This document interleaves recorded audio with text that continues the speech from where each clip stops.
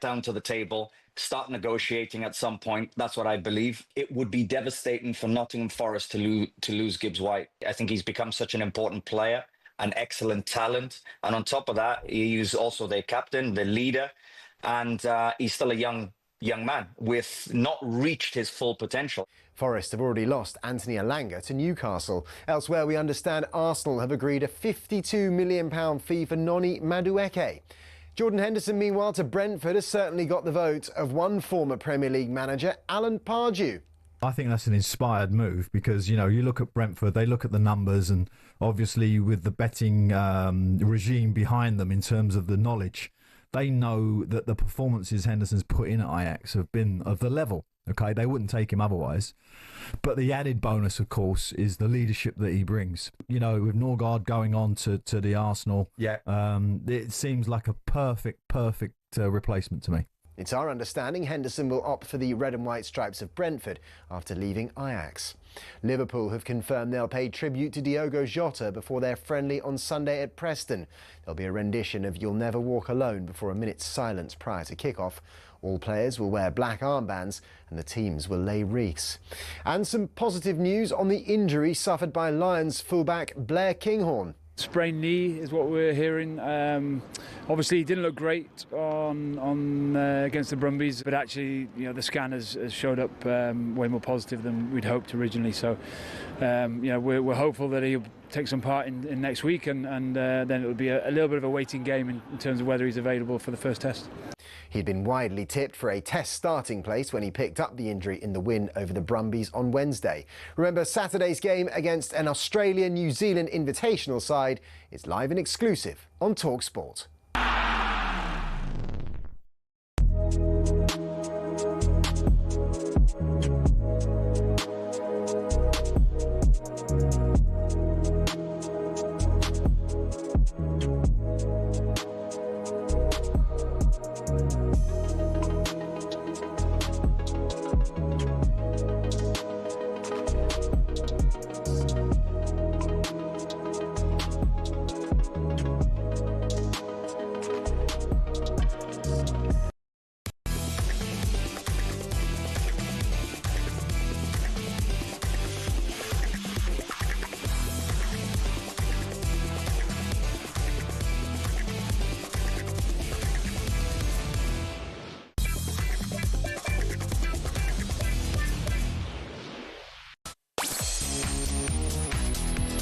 Hello, good afternoon, happy Friday. Welcome to another drive with me, Andy Goldstein, and the paddle player, it's Darren Bent. It's Darren here, by the way, Darren Bent. I just said that. How's everyone, you right?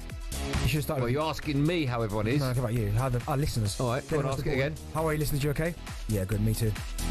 Right, we've got to show you this afternoon. We're talking Forest. The tricky trees look like they're losing two of their best players. Or will they? With Marinakis complaining again.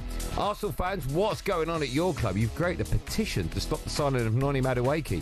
We'll get your thoughts on that as well. We'll have a bit of that. We will have a bit of that, Benny. You're right, stop interrupting me. And it looks like Jordan Henderson is on his way to Brentford. A shrewd or a stupid signing? How important is leadership in the dressing room? All that plus we'll speak to Jim Hamilton ahead of tomorrow's British and Irish Lions. And we'll be joined by the cookie monster, Alex Crook, for today's Ready, Steady, Cook. Sounds like a great show.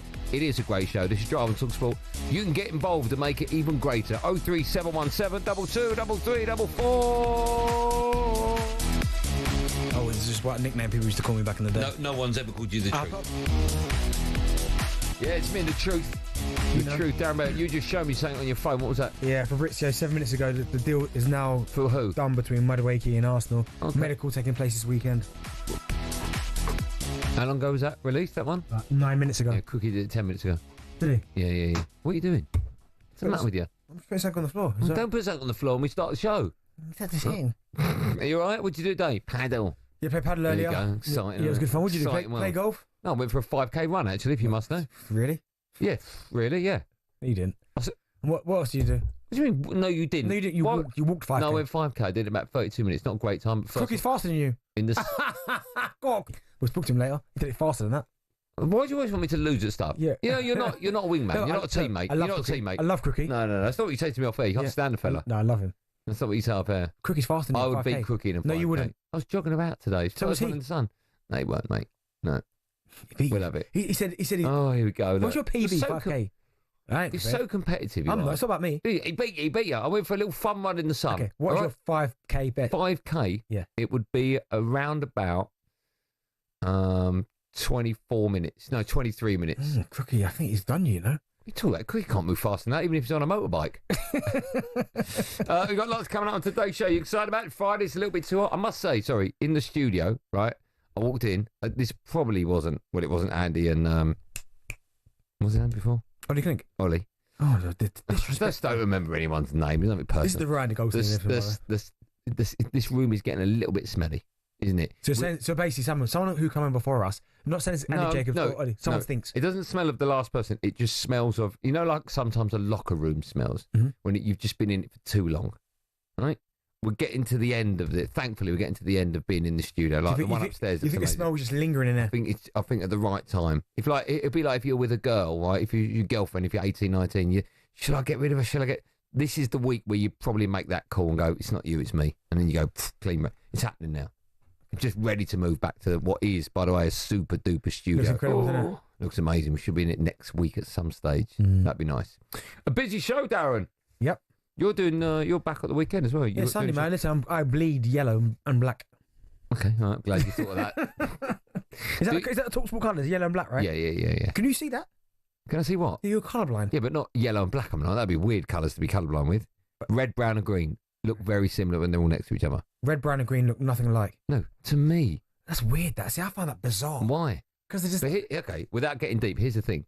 How do you know you see red like other people see red? You don't. No, but I know what red is. I know, but you might see a different colour of red.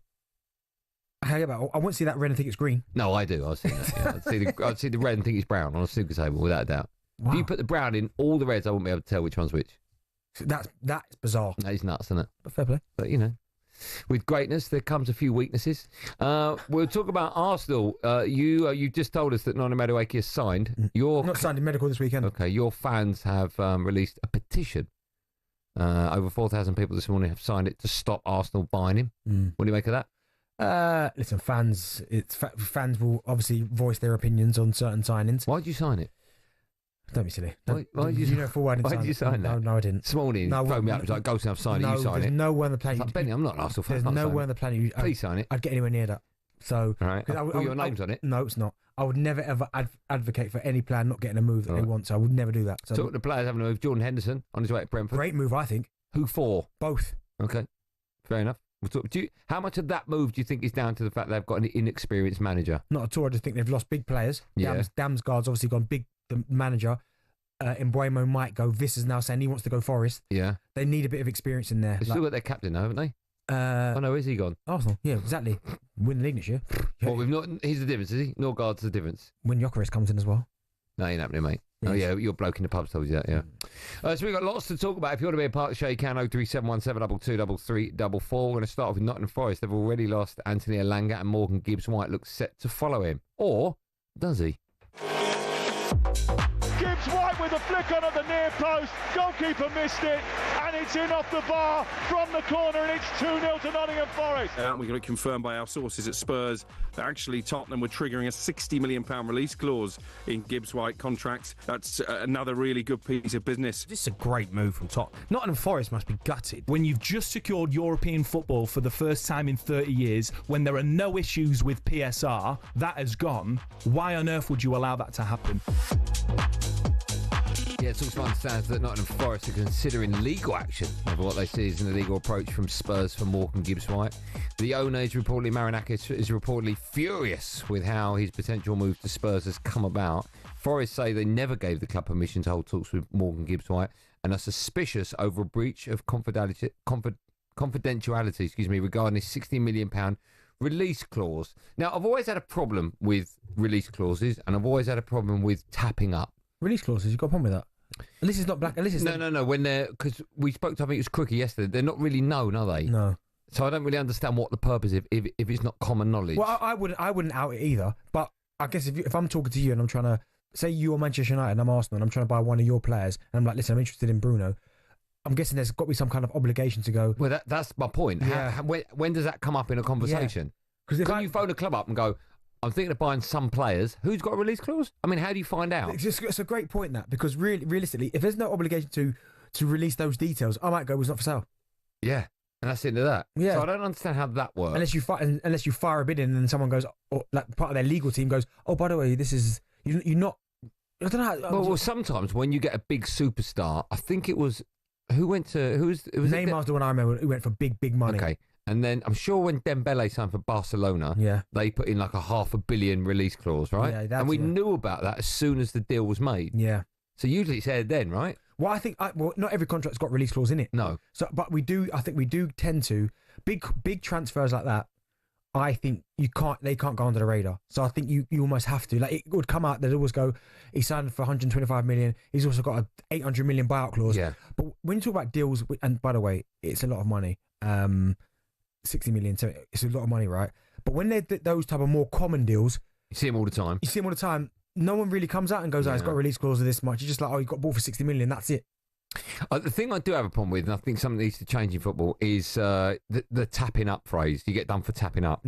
We didn't give him permission to speak. Now, I've walked around football for long enough. You've been in football for long enough, right? So we both know that tapping up goes on. I can't confirm or deny that. Okay, I can on your behalf. Okay, and it's either me, you play for me. I'm Man United. I'm the club, and you play for me. And it's either me going to listen, you away on England duty the weekend.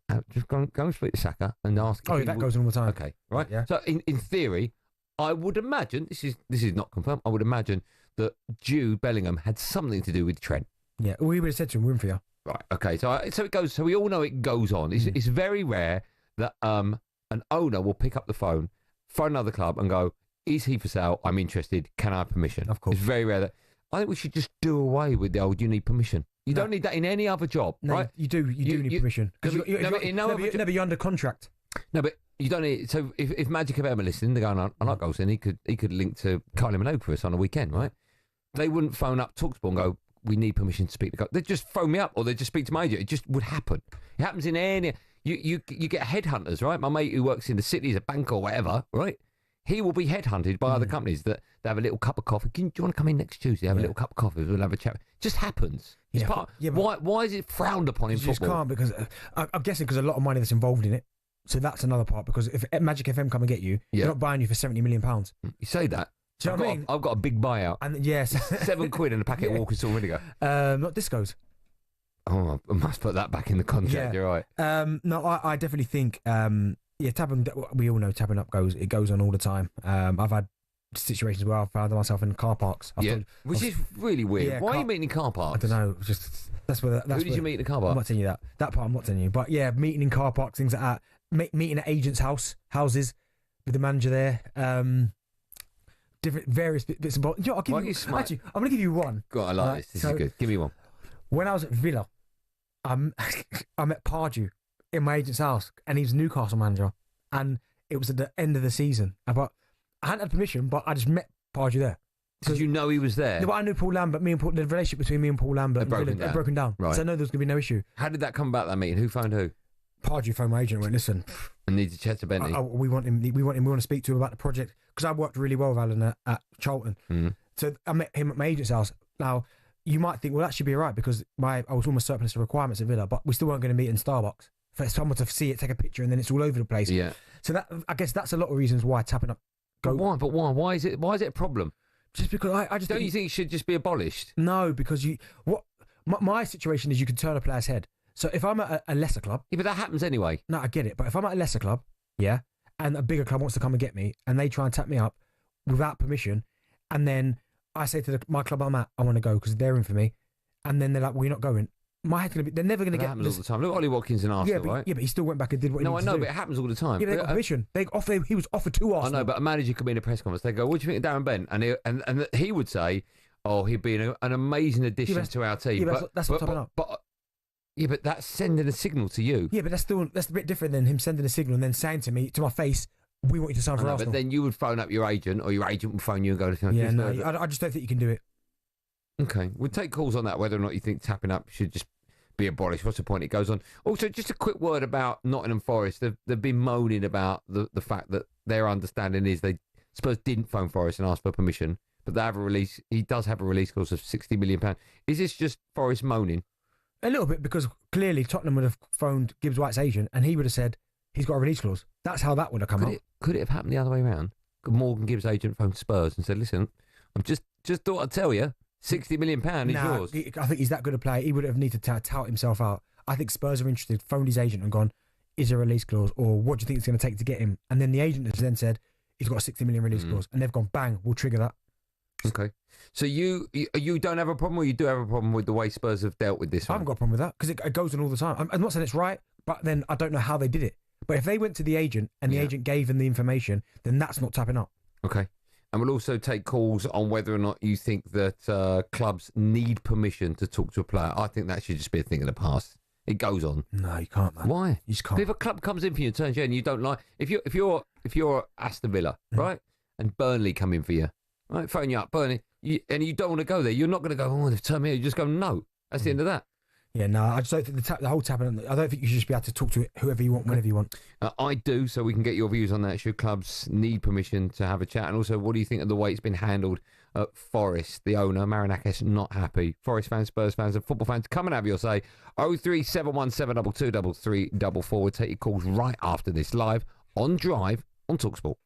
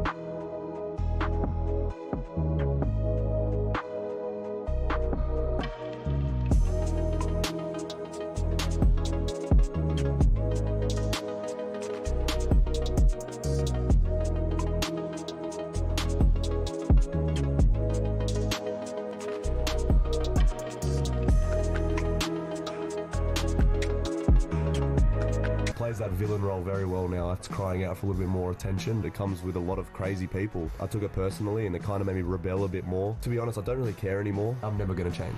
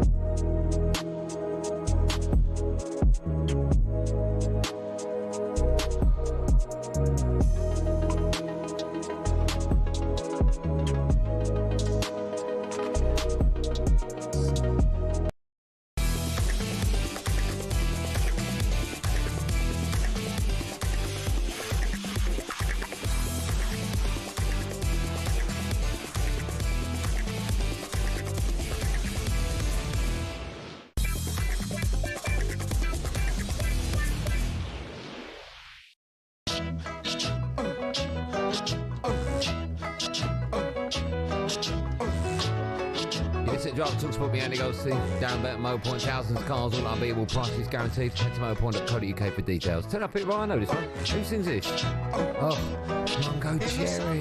Cool. Still to come, very shortly we'll bring you some huge Crystal Palace news. Just quickly, Gareth Bowers said that the consortium Leeds has submitted a brand new offer to buy Cardiff City. We'll keep you up to date with any news on that. Time now for an update from Wimbledon. Watching for talkSPORT is Lisa O'Sullivan. Carlos Alcaraz is closing in on a third Wimbledon final in a row because he is in a tiebreak with Taylor Fritz of the USA, leading 4-2 in this tiebreak, 2-1. It's been a cracking encounter, and this last set has been a bit of a serve fest, all of them trying to play as short a rally as possible to try and get through in the heat that is baking down on centre court. Well over 30 degrees here now, and we're at very much the business end of this match. As you would say, Andy, Alcaraz is 4-2 up. Taylor Fritz about to serve in this tiebreak, and Alcaraz leading 2-1. Good work as always. Thanks for that, Lisa. We've got some breaking news about Crystal Palace we'll go to in just a moment, so Palace fans stick around. But first, the second day of the third test between England and India at Lord's, well and truly underway. Watching for talkSPORT is, of course, Sam Ellard. Hi, Sam.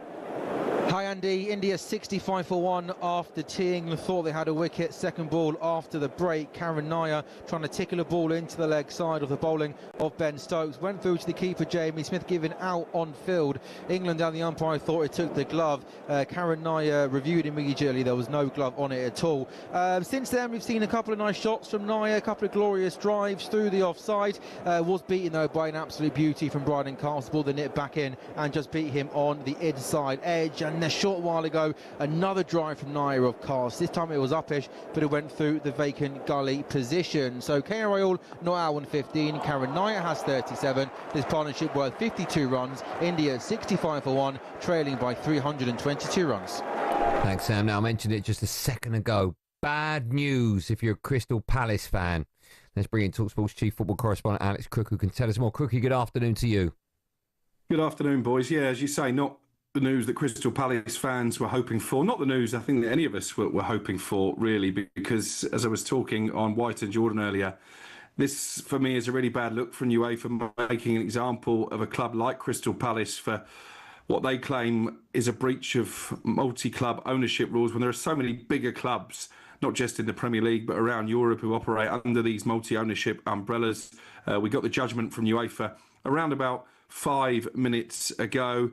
I think Palace feared the worst when Lyon had their relegation from the French First Division to the French Second Division overturned, because had that have been ratified, Lyon would have voluntarily withdrawn from the Europa League. But because they won their appeal, they will be competing in the Europa League. And this goes back to John Textor, when he was a major shareholder at Crystal Palace and owned Lyon at the same time.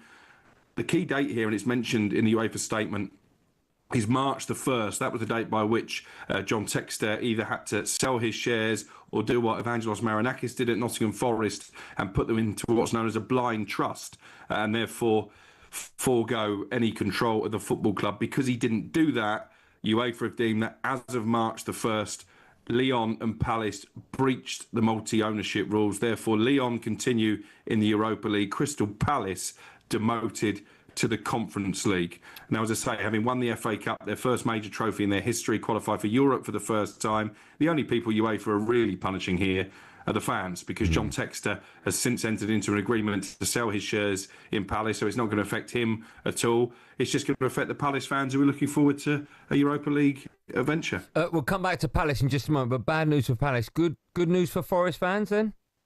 Potentially. I've asked that question. I'm waiting for UEFA to come back to me. My understanding is that as long as Palace don't now win an appeal, and I do expect them to go to the Court of Arbitration for Sport, then Forest would be promoted to the Europa League. And Forest have played a part in this, haven't they? Because it was them who contacted UEFA to express their concerns about Palace's multi-ownership issues. I'm not saying that UEFA wouldn't have come to that decision without Forest's intervention, but certainly Forest got involved when maybe other clubs, Brighton, for example, who themselves could have benefited by winning a place in Europe, didn't decide to go down that road. We're going to talk to you in about an hour or so, Cookie, for Ready, Steady, Cook. So we'll talk more on the story and what's broke over the next hour when we come back to you. But just ever so quickly, I'm curious. You mentioned that the Forest owner put his shares of the club into what's called a blind trust. Was that in preparation for if this problem arose for Forest? Yes, because Evangelos Marinakis also owns Olympiakos, and there was a possibility that both Forest and Olympiakos would qualify for the Champions League. So I think if Palace and... Yeah, so I was going to say, so the argument, and I really don't want to sound negative towards Palace fans, because Palace fans have lost out, but my problem is with the club. But if Palace fans say that this is unfair, Forest saw a potential problem and they dealt with it, and Palace's owners didn't deal with it, right? Agreed, but John Textor would say, and I think he did say when he was on with Jim and Simon yesterday, that was because he didn't have any control over the way the football club was run, didn't have any control over their transfer policy. It wasn't as if players were coming from Lyon to Palace, as happens with other clubs under the same ownership group. But I get where you're coming from. Maybe Palace should have had the foresight to follow in Marinakis' footsteps. Cookie, a lot of people have said about, is it City and Girona? Aren't they owned by the same ownership group? And didn't they play in the Champions League last year in the same competition? And that's what I'm saying. You know, UEFA have made an example of Crystal Palace when bigger clubs arguably have been allowed to compete stress-free in the past. And that's where it seems really unfair to me, because I don't see that Palace really benefited from the relationship that John Textor had with Lyon. You know, so there was no direct link between the two clubs. No, but he would have invested. Here's my problem with it, Cookie. He would have invested money into the club, Crystal Palace, to try and make them better. So his money did have an influence on that club, right? He might not have made day-to-day decisions, but his money would have made a difference to the club. Well, clearly UEFA are of that belief. As I was going to say there, both Lyon and Crystal Palace submitted paperwork to try and prove that there was no breach of the rules, but ultimately UEFA have decided that there was. But my point is, the link between Palace and Lyon, I think, is tenuous compared to some of the multi-club. Without a doubt, but rules are there, right? Forest knew about the rule, and they made sure that problem didn't happen to them.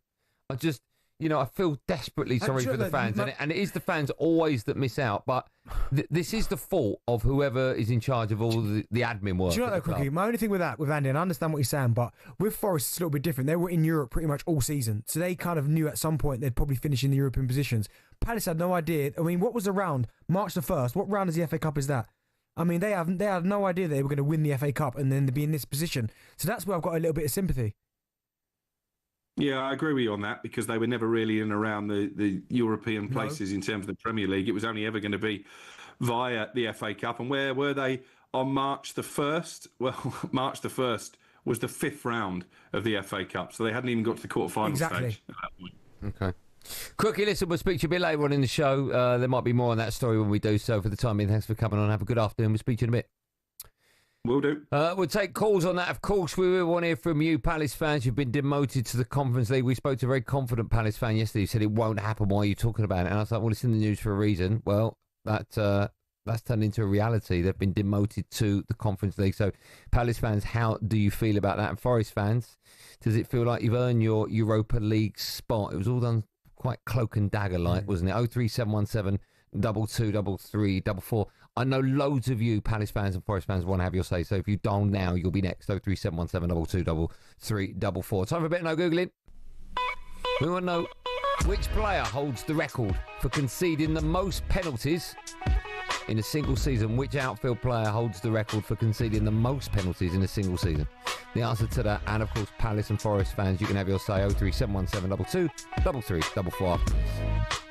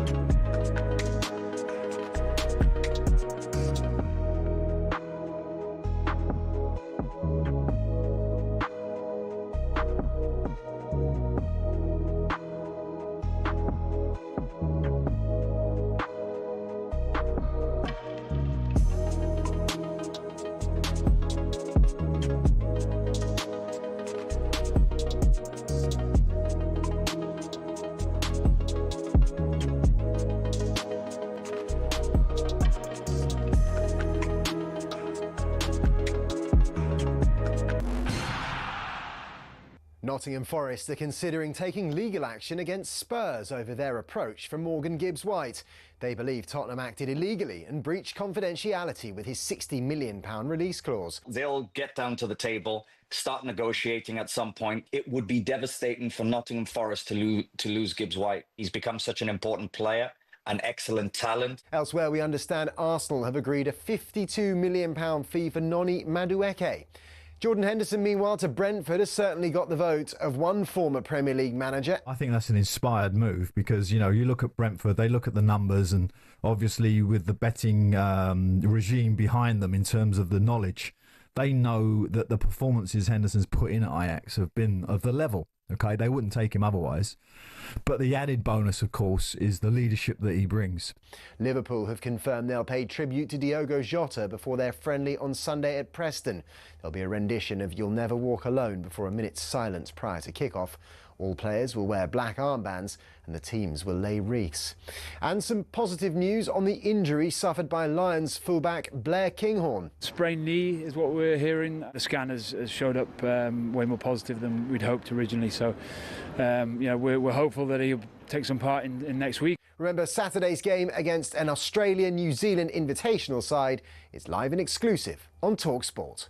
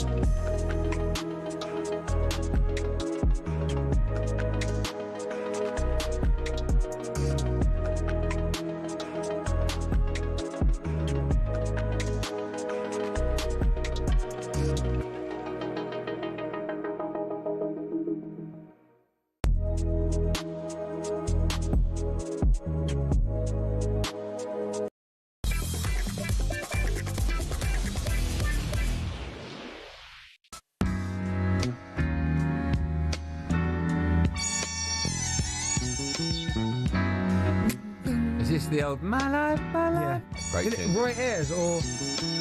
Yeah. Great tune. Banger. You listen to Drive and talkSPORT with Andy Goldstein Darren Bent alongside. Before the break, answered no Googling question. Which player holds the record for conceding the most penalties in a single season? You don't know the answer. You ready for your clues? Yep. It's what's at the top of a Pringles tube? Cap. Another word for it. Top. Another one. Lid. Yeah, but what is it? It's not just lid. It's a word like a lid. A lid. Yeah, that's his first name. A lid. Yeah. Okay. And his surname is when you go to the circus. Yeah. The something artist. They're above you and they swing. Trapeze. That's his surname. What have we got? A lid trapeze.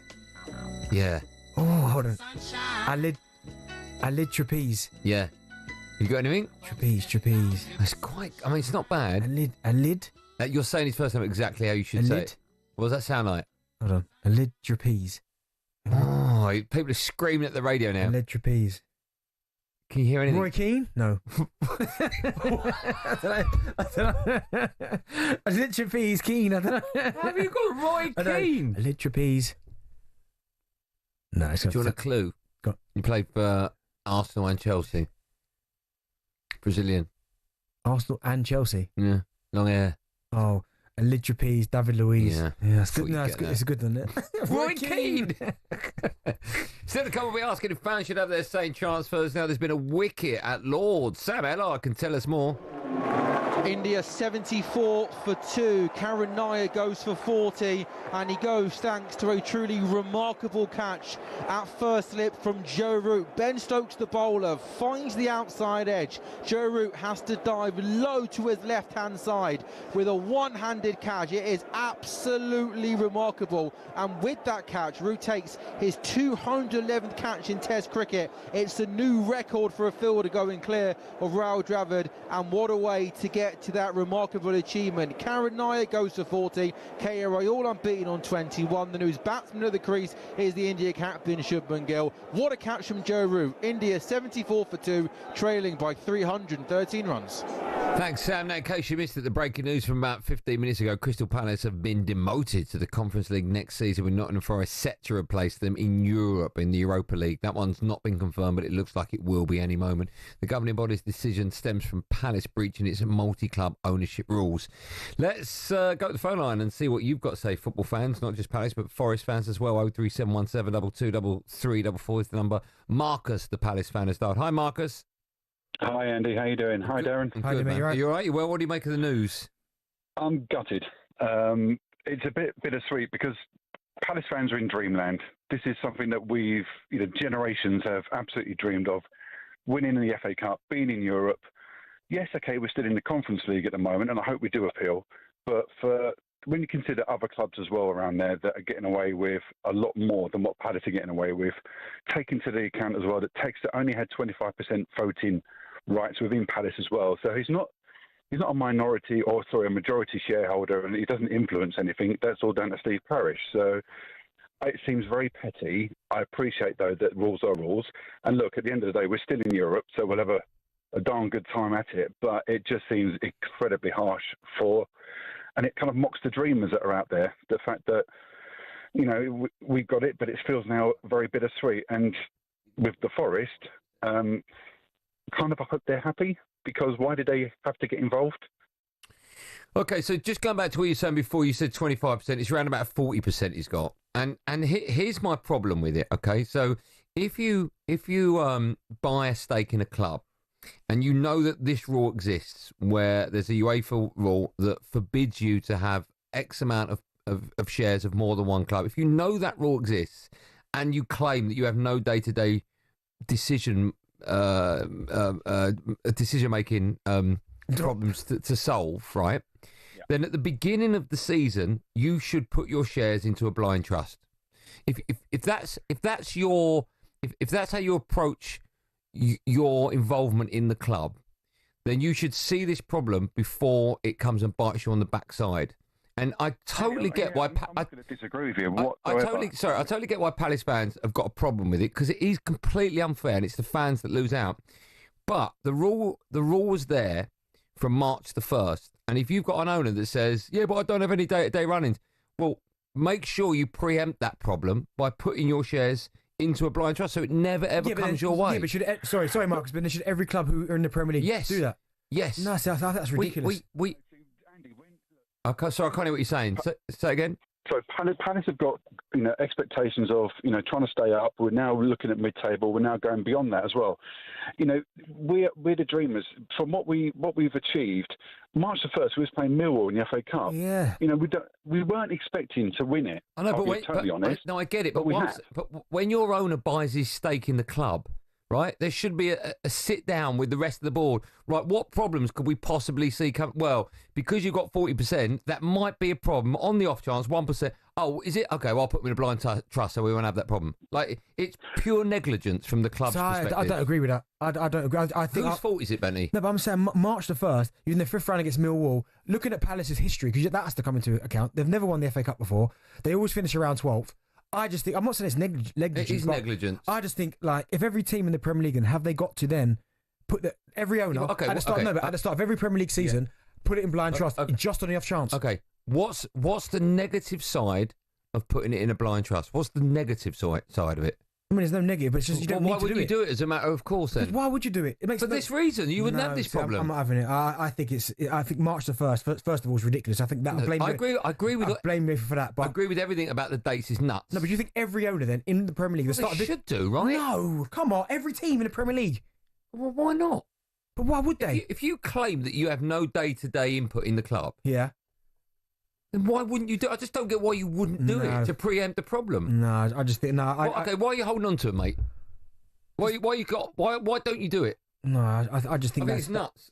I think it's nuts. Marcus still there? Marcus, you there? Oh yeah, I'm still here. Yeah, I just it's just difficult. Yes, I do blame texture, but he's only got 20. When I said 25%, that's the voting set. So that's the influential stake that he's got in the club. You know, if he had a real influence, we'd be having players from Botafogo, from Lyon. Yeah, but you're saying he's obviously got too much. Right, he's already got too many shares in the club. He's obviously got that, otherwise you wouldn't be in this problem. So he's got nothing now because he sold them. No, I know, but what I'm saying is you're saying it's only 25%. Well, that's probably 25% too much, right? Well, now, but I mean, look, I know, Andy, I totally agree with you. The fact the rules has been broken, but at the same time, it's like, you know, are you telling me that the Southamptons of the world and everyone, are they going to be planning that at the beginning of each season? Oh yeah, we might win the FA Cup, so we're going to do this. Why wouldn't they? Why wouldn't they? But as well, the Nottingham Forest part of things is because they were second and third pretty much all the way up. And where were they in the league on March the 1st? Damn right, they're going to put let me ask you this. Because they're right up there. Marcus, let me ask you this. If next season Bournemouth win the FA Cup, right? So a side you don't expect to win the FA Cup. Yeah, but they again. Hold on. Let me ask a question. But they're in Europe again. Let's just say Burnley, right? Okay. If Burnley win the FA Cup next season and they find themselves in exactly the same position, will you go, well, we did it last year. Why didn't they look at and learn from what we did? Will you say that, or will you go, oh, but Burnley didn't think they were going to win the FA Cup? Hindsight's a wonderful thing, Andy, and I'm sure we'll look at this and learn from it. I know, but what I'm saying is that rule was in place, and not your club didn't preempt that. Yeah, and I'm not absolutely not denying that. The rules are there. March the 1st, it wasn't done because we weren't dreaming of what we dreamt, or what happened. You know, it's happened. But hey, listen. At the end of the day, Palace is still in Europe, so we'll give it a darn good go next season. But it just feels a bit bittersweet for me. Okay. But that's the thing, as you said, cheers, Marcus. That's the thing. If Burnley find themselves in the exact same scenario, they're going to do it because Palace have been punished for it. So they would learn from their mistake. Yeah, but they would. So it's a mistake. No, I don't think this one is a mistake. But if Burnley did it next year after seeing what's happened to Palace, then that is a mistake. Let me ask you this, right? If whoever worked in the admin department at Crystal Palace around February time looked at the rules and went, "Oh, there's a problem. I doubt if it will happen, right? I doubt if it will happen, but." Can you just put your shares in a blind trust to just on the off chance? I bet your admin didn't even see it. No, but if they did, right, would he have done it?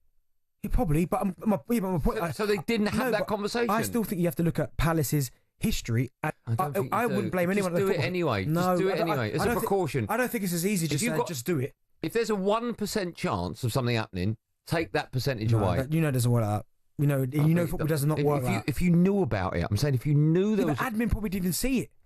Negligence. It's not negligence. If they didn't see it, that's exactly what negligence means. If you don't do something for the last 100 years, you're not all of a sudden going to start doing it. If you know about it, it's not negligence. No, but come on. No. I'm just giving you the descriptive term what negligence is. It's knowing the rules and not doing anything about it. If your club hasn't done something for 100 years, why would you check it now?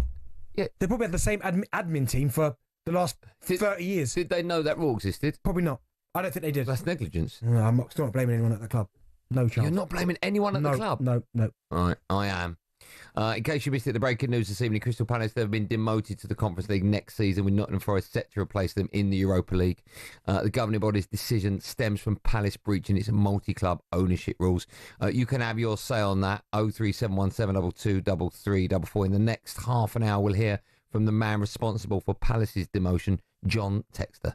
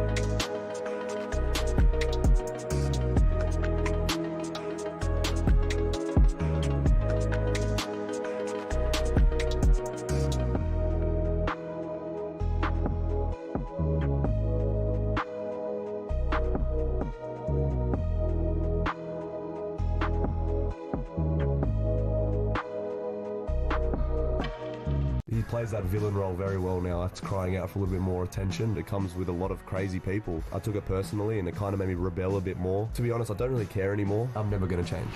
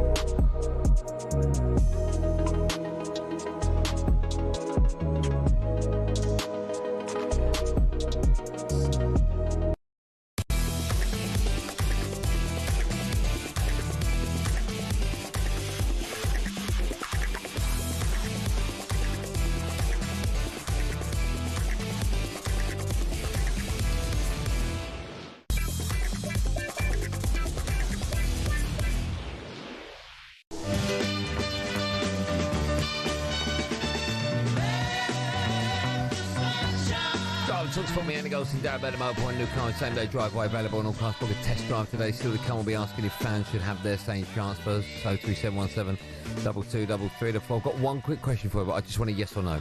All right, if you bought a house and someone, when you were buying it at this stage, and said there's a 1% chance there'll be a hurricane. Well, no, listen. There's a 1% chance in the next 100 years there'll be a hurricane and it'll blow your house down. If you sign this bit of paper, you'll be insured. And if it does happen, your house will pay for the building of your house for free. Would you sign it? Would you pay for it? Yes. Well, that's basically what Forest didn't do. Well, it's not Forest, it's Palace. Palace, sorry. That's basically what they didn't do. That whole break, that's what you've been thinking about. No, but I'm just saying, if you had the chance to see a 1% problem, you would make sure you have everything covered. I don't think the analogy is not correct. But, we'll talk about that more from 5. Right, should we get an update from Wimbledon? I think we shall. Watching for talkSPORT is Lisa O'Sullivan. And we have our first finalist. Carlos Alcaraz is into a third consecutive Wimbledon men's final, joining, it becomes the 10th to do that. And if he should win, he'd be only one of 4 to have won 3 Wimbledon titles on the bounce, one of whom is in the Royal Box watching. Bjorn Borg, the title winner in 76, 77 and 78. He had another couple after that with a bit of a break. But a tough battle for Alcaraz against Taylor Fritz, making his debut in the last 4. Momentum always with the Spaniard, though, even though he had to save 3 set points to get through that final set tiebreaker. 6-4, 5-7, 6-3, 7-6 the score there. And warming up and ready to go very shortly will be Jannik Sinner against Novak Djokovic, looking to see who can dethrone Carlos Alcaraz. Thanks to the third test between England and India. Watching for talkSPORT, Sam Ellard. India 79 for 2, trailing by 308 runs. The 1 wicket for England in the evening session. Karen Nair going for 40. Ben Stokes finding the outside edge. An incredible one-handed catch, diving low to his left-hand side from Joe Root. That brings Shubman Gill, the India captain, to the crease. He's had an incredible series, scoring runs for fun. So as soon as he comes to the crease, Jofra Archer, bat-playing Test cricket, is back into the attack. KR Ayal at the top of the order has 25 runs to his name. There was a big LBW appeal when Stokes got a ball to come back into KR Ayal, hit him on the pad. England went to review it, given not out on field, although replay showed the ball was missing leg stump. KR Ayal has 25, Shubman Gill has 1. Archer back into the attack. India 79 for 2, trailing by 308 runs. His bowl is lethal, isn't it? Oh my goodness, Jofra. Just watching it now, yeah. Look how fast it is. Boom, 90 miles an hour. Right, the breaking news this hour is that Crystal Palace have been demoted to the Conference League next season, with Forest set to replace them in the Europa League. Our chief football correspondent Alex Cook joined us earlier to explain how we got here. This goes back to John Textor when he was a major shareholder at Crystal Palace, and owned Lyon at the same time. The key date here, and it's mentioned in the UEFA statement, is March the 1st. That was the date by which John Textor either had to sell his shares or do what Evangelos Marinakis did at Nottingham Forest and put them into what's known as a blind trust, and therefore forego any control of the football club. Because he didn't do that, UEFA have deemed that as of March the 1st, Lyon and Palace breached the multi-ownership rules. Therefore, Lyon continue in the Europa League. Crystal Palace demoted to the Conference League. We'll take more of your calls on all of the above when we come back at 583-717-223344. Aaron, the Spurs fan, put Manchester United knew about their leaky roof, but they haven't sorted it. That's negligence. That is. And then some. Right, time now to get the latest action from Switzerland with our friends at McDonald's. UEFA Women's Euro 2025 update on talkSPORT with McDonald's. Got Big McDonald's hunger? Order the iconic new Big Arch on the McDonald's app. Available from 11 a.m. at participating restaurants. Yes, of course, the Lionesses, they're back in action on Sundays. They face Wales live on talkSPORT 2 at 8 p.m. We can look ahead to that game now as we're joined by our friend, of course, our England women's reporter, the wonderful Courtney Sweetman-Kirk, joins us. Oh, blimey, I don't know if she's on a boat or she's safe or I'm worried about her. Hello, Courtney, how are you? For people not watching on YouTube, where are you? What's going on? Yeah, I'm all right. We are just on the River Limmat. This is actually one of my running routes. You've just missed all the inflatables. You even missed an inflatable flamingo earlier. But yeah, obviously, like to try and give you some scenic views today, lads. I like it. It looks like, just be careful. You look a little bit too close to the edge there. I'm worried about you, okay? Right, listen, let's start by looking back. It's all right, I've got my swimming badges. Good. Okay, well, that's a strong current, I'd be worried. Let's start by looking back on that win over the Netherlands. How much better was that compared to what we saw against France? Oh, it really was night and day. I think you can speak about the technical and the tactical, and that was obvious. But for me, and especially because I get a fantastic view as a pitch-side reporter, I was right behind the goal for both games, and just the energy on the pitch was so much different. For 90 minutes as well, and normally, for 90 minutes it's hard to keep that sort of energy up, and you sort of feel the momentum in the game, and especially when you win and you can take your foot off the gas a little bit. But no, throughout that 90 minutes they were excellent, England, and I think I've gone and spoken to Niamh Charles today, and you can tell that the camp's very happy. So yeah, it's now about Wales looking forward, and it's quite interesting actually. I think some of the comments about Wales, because I think there's obviously a thought process. They are the weakest team in the group on paper, but I think Niamh and Lauren Hemp, who was in the press conference today at the Lionesses base, they were very quick to tell everyone that they're taking Wales very seriously. Courtney, when you look at the team selection, obviously there was only one change. Alex Greenwood, she came in at left back. Beth Mead unfortunately lost her spot. Jess Carter went back to centre half and looked more comfortable there. It was harsh to obviously only make one change after that poor performance against France. But do you think it was the right change? And obviously it proved to be right. But do you expect that to be the same team that starts against Wales? Yeah, you know how it is, Benty. I think if you beat a team 4-0 and play extremely well, then you want to be starting the next game. But I think you're right. You could have, aside from the France game, aside from Alessia Russo and Hannah Hampton, I think any other player on that pitch could have been starting on the bench in the next game against the Netherlands and not have anything to complain about. And I think Beth Mead, I think she's very, very unlucky. And then it's almost then an insult to injury sort of situation when you come off and you sit on the bench and the team plays extremely well. But I think Ella Toone coming in that number 10 role just gave us a little bit more legs that we needed in midfield. I think also something that Ella Toone said post-match was it gave us a rocket. So I think all the players that had obviously played in that France match as well probably knew that they were playing for their shirts, that they weren't going to get a second chance and perform like that and the ability to play again. But I think it's really great management as well by Serena. I think obviously there were a lot of questions around it, but the fact it's only been one change, the Beth Mead for Ella Toone, but you mentioned the way she tweaked it, putting Alex Greenwood out on the left-hand side, Lauren James out on the right, and Jess Carter in centre half, and they played extremely well. Courtney, you played extremely well. Thanks so much for coming. Go and get your armbands on. I'm getting worried. You look too close. Have a great afternoon. You, lad. See you soon. See you soon. There you go. The wonderful Courtney Sweetman-Kirk. That was all thanks to our friends at McDonald's. UEFA Women's Euro 2025 update on talkSPORT with McDonald's. Got Big McDonald's hunger? Order the iconic new Big Arch on the McDonald's app. Available from 11 a.m. at participating restaurants. When we come back, we'll be hearing from very unhappy Palace fans and I'm guessing happy Forest fans. 03717 223344. Dial that, you can have your say next live on Drive on talkSPORT.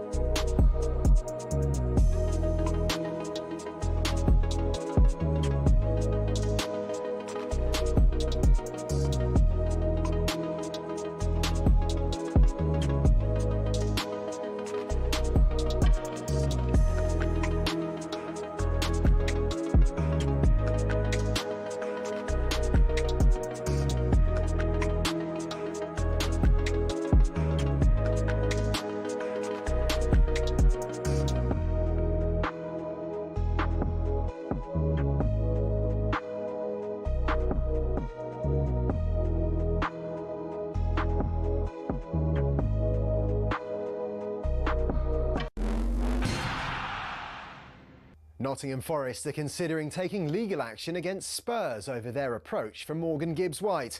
They believe Tottenham acted illegally and breached confidentiality with his £60 million release clause. Former Forest striker Rob Earnshaw. Let's face it, they'll get down to the table, start negotiating at some point. That's what I believe. It would be devastating for Nottingham Forest to lose Gibbs-White. I think he's become such an important player, an excellent talent. And on top of that, he's also their captain, the leader.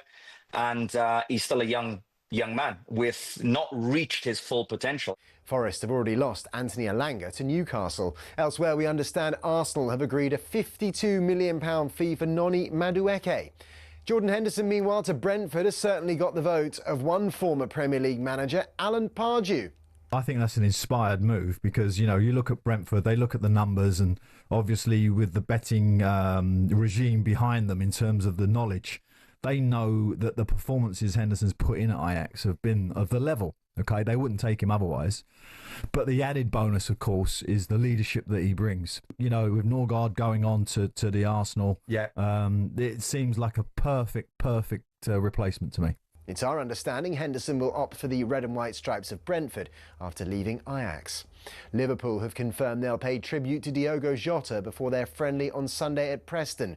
There'll be a rendition of You'll Never Walk Alone before a minute's silence prior to kick-off. All players will wear black armbands and the teams will lay wreaths. And some positive news on the injury suffered by Lions fullback Blair Kinghorn. Sprained knee is what we're hearing. Obviously, he didn't look great on against the Brumbies, but actually, you know, the scan has showed up way more positive than we'd hoped originally. So, you know, we're hopeful that he'll take some part in next week, and then it'll be a little bit of a waiting game in terms of whether he's available for the first test. He'd been widely tipped for a test starting place when he picked up the injury in the win over the Brumbies on Wednesday. Remember, Saturday's game against an Australia-New Zealand invitational side is live and exclusive on talkSPORT.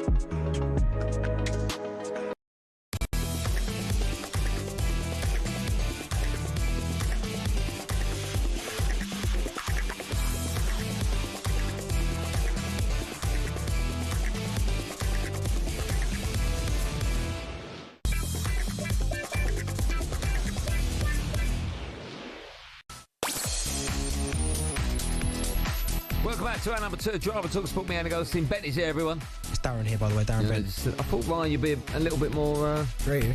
Yeah, same one, both. Not like you, Ryan. Looking to try and get out of this extra time. Are they just playing for penalties? It's almost like they're just so scared at the minute to come out of shot. That's better. Right, wait, no, go back to the original. Still to come. We'll be looking ahead to the British and Irish Lions, their final warm-up match. But now Crystal Palace now know their European fate. Now Noni Madueke takes over beyond Justin. He's waved beyond 3 and he's curled it! Oh, what a way to seal it for Chelsea! Noni Madueke! He's shown potential, he's got an England cap, etc, etc. Where he fits in that team, I don't know. Don't get it from Chelsea.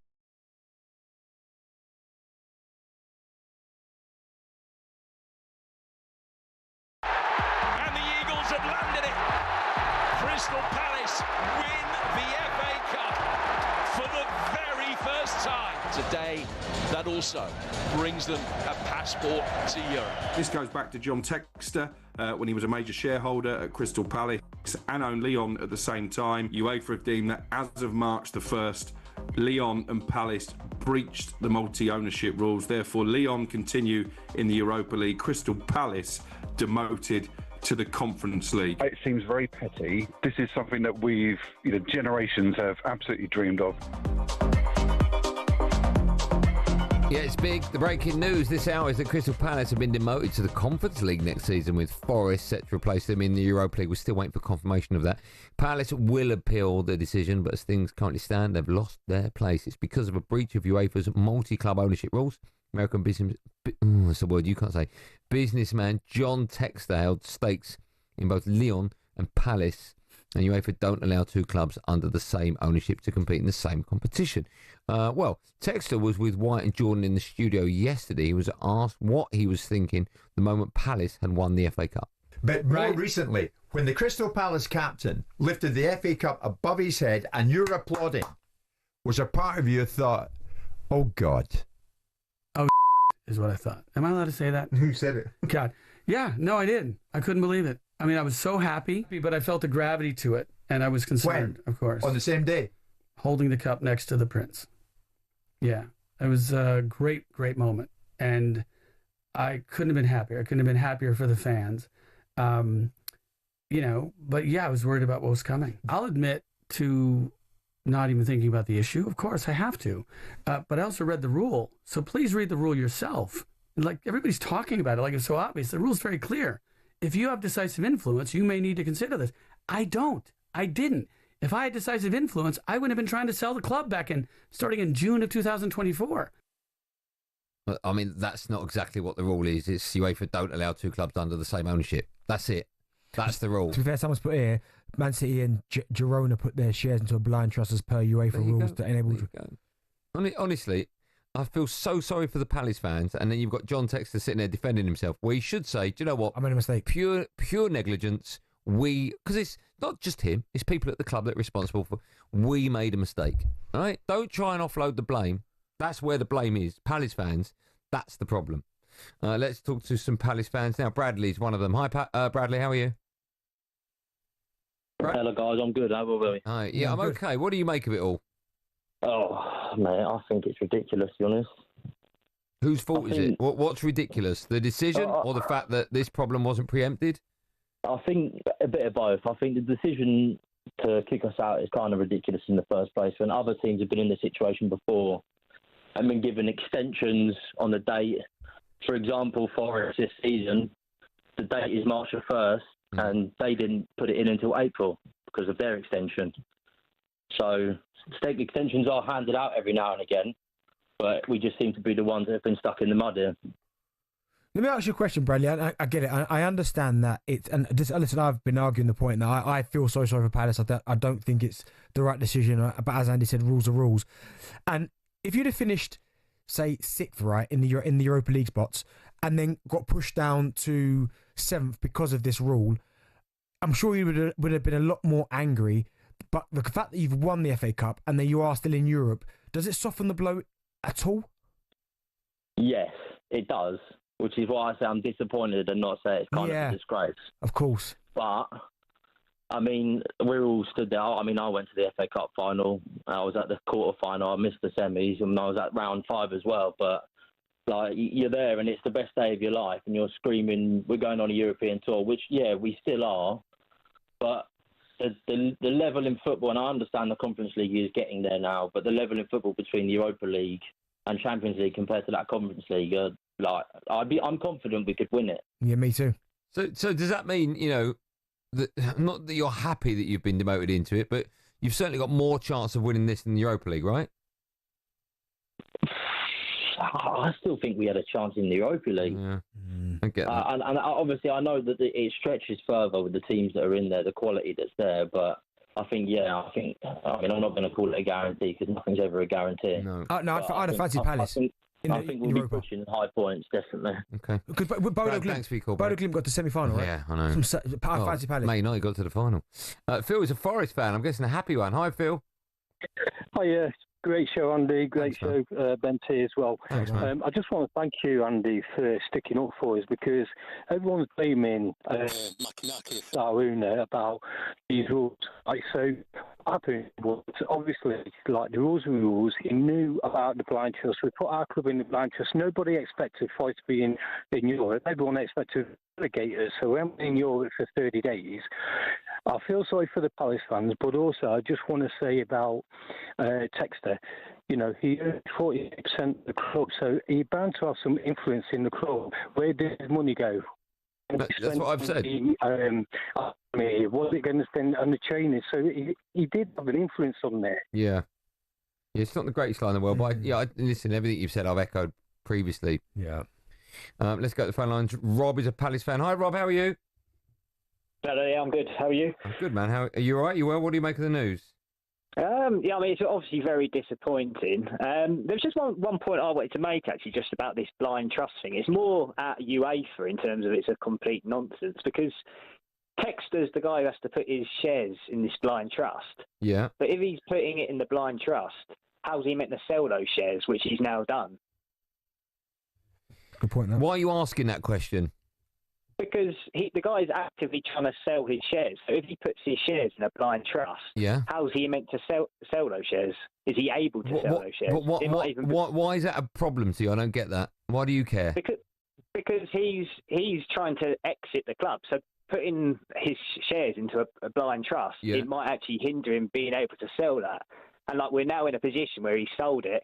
He's got no involvement with us, but we're not in the Europa League. So it just makes no sense. It's more a dig at the rules, bringing that 1st of March in. I don't think it's a dig at the rules.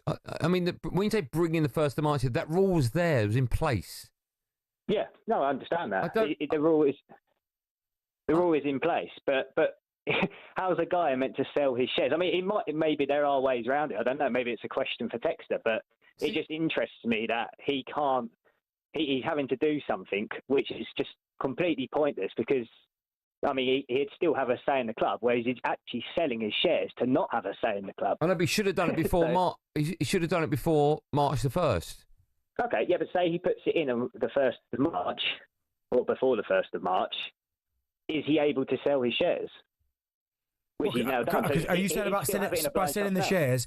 Because you're saying by selling the shares, then he's obviously distancing himself from the club, which allows Palace to play in that competition. Exactly, but what I'm saying is, I don't believe he can sell his shares whilst his shares are in a blind trust. Okay, well, I believe. It might be a question for Texter. Okay, yeah, I don't know the answer to that, but I don't, without sounding rude, I don't understand the relevance to it. Well, because he's obviously trying to do a big sale of his shares. Yeah, but it's too late now. Hold on. But sell them before March the 1st, or when you sell them after it, it's totally irrelevant, right? Okay, so is he just meant to put his business on hold in terms of that, selling the shares? No. The deal is quite obvious, right? You buy shares in a club, and if you think there's a 1% chance your club could be playing European football, and you might breach certain UEFA rules, before March the 1st, put your shares in a blind trust. If you still want to be associated with the club and profit from it and take dividends, right? If you don't, make sure you avoid that problem and sell your shares before March the 1st. Well, yeah, but I don't think it's that as simple as can you buy my shares in this club, which is worth nearly 200 million. Well, I think it is. I don't know. I think it is. I don't think. Well, who's going to buy it? Who's just going to randomly buy it on that day? It's not on that day. It's not like selling a packet of Haribo. No, but it's not like you've got one day left to sell it, right? In December of last year, if you want to sell your club, start selling it, knowing that you've got 4 months to sell it, or if you don't, put your shares into a blind trust. Well, I think he was trying to do that anyway. That's what he's been trying to sell his shares for quite. Okay, quite let me ask you this, Rob. So, you're a Palace fan, right? How long have you been a Palace fan for? Yeah. 33 years. Okay. If you were John Texter and you had invested in the club, and it was December time, and you saw that March the 1st was just around the corner, and you knew that if you didn't sell your club by March the 1st, and there was a 1% chance you might get European football and you'd be demoted into the what would you do? Would you turn a blind eye? Would you put your shares into a blind trust, or would you make sure that you sold the club before March the 1st? I know, but I'm a fan. I don't think Texter's necessarily a big fan. No, but my point is, if you knew it was going to be detrimental to the club, you'd make a call on it, right? You wouldn't just let the deadline pass. I mean, yeah, absolutely. But I mean, he probably has no care either way. He's setting off into the sunset. Well, whose fault is that? Well, I mean, I suppose it's the club's to a point, but what I'm saying is Steve Parish can't force him to do something with his shares. Parish can't say, put your shares into a blind trust. He might not want it to. No, but if you're an investor in a club, right, and you know there's a possibility you're going to go into the Europa League, even 1%, and you're generating income from going in that competition, even if you just see your money as an investment, right, and you know that your investment goes down if you drop out of that league, this is purely just like a business deal, right? Yeah. You would make sure you didn't lose money. Yeah, no, I do agree with you, but yeah, like I say, I think possibly not as emotionally invested. I mean, he's actually, funny enough, got more of a multi-club ownership with Nottingham Forest. If you see the things that are going on between Lyon, Forest, and Botafogo, that's the irony of it. So yeah, I mean, it's maybe he's working on the other side. Okay. Who knows? Just one word. Whose problem is this? I mean, ultimately, it's a problem for us, the fans. I do, again... Sorry, whose fault is it? I mean, whose fault is it, Rob? So the fault... I mean, to be honest, even for Texter, I don't necessarily blame him. I mean, we weren't even past Millwall. So it's like... It's I don't know. It's a tricky one. Okay. It's a tricky one. But, I mean, it's their fault on an admin side. But I don't think we should be relegated for that. So. Listen, I feel, thanks for your call. I feel dreadfully sorry for the fans, but it's an admin error that's been made by the club. Yeah. That's the problem. We'll take more calls in just a moment. 03717 223344.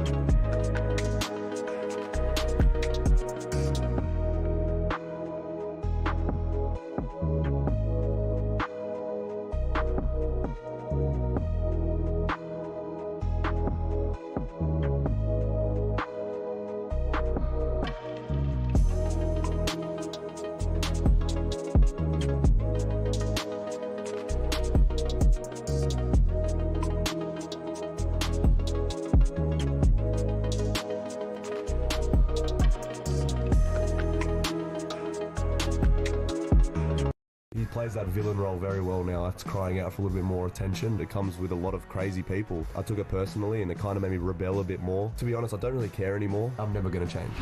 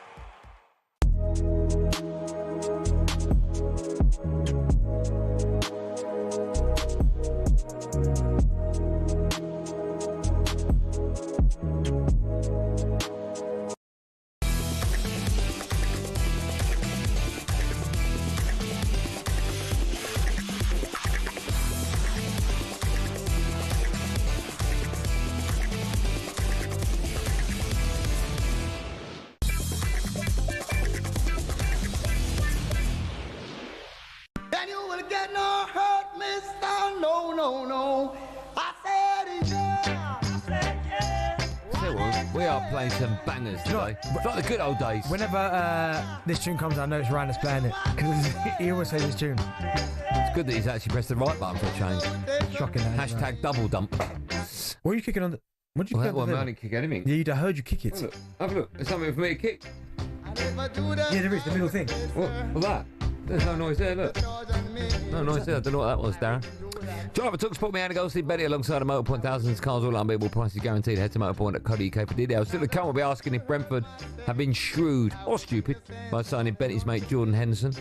Just quickly, Palace have been demoted to the Conference League due to a breach of UEFA's multi-club ownership rules. FIFA's chief of global football development, Arsene Wenger, has called the Club World Cup a fantastic competition and said that teams are in favour of it. Is it fantastic? Yes or no? I've enjoyed it. Is it fantastic? I mean, I've enjoyed it. Okay. Fantastic is a bit of a big stretch, ask, yeah. But I've really enjoyed it. Okay. Time to get an update from the world of Wimbledon. Big old match going on at the moment. Lisa O'Sullivan can tell us more. Yeah, I'm just going to give you a quick update from court number 1 because Alfie Hewitt's just booked his place in the wheelchair final 6-love 7-5 against Martin de la Puente of Spain. So another Wimbledon final for the great Alfie Hewitt here on centre court. Yannick Sinner is in charge at the moment. He's got a break of serve against Novak Djokovic. He's serving 3-5 in this first set. Djokovic hasn't lost a Wimbledon semi-final since he was beaten by Roger Federer in 2012. He's won 9 since then, 44 match wins from 46. Those 2 defeats coming against Carlos Alcaraz in the final from the last 2 years.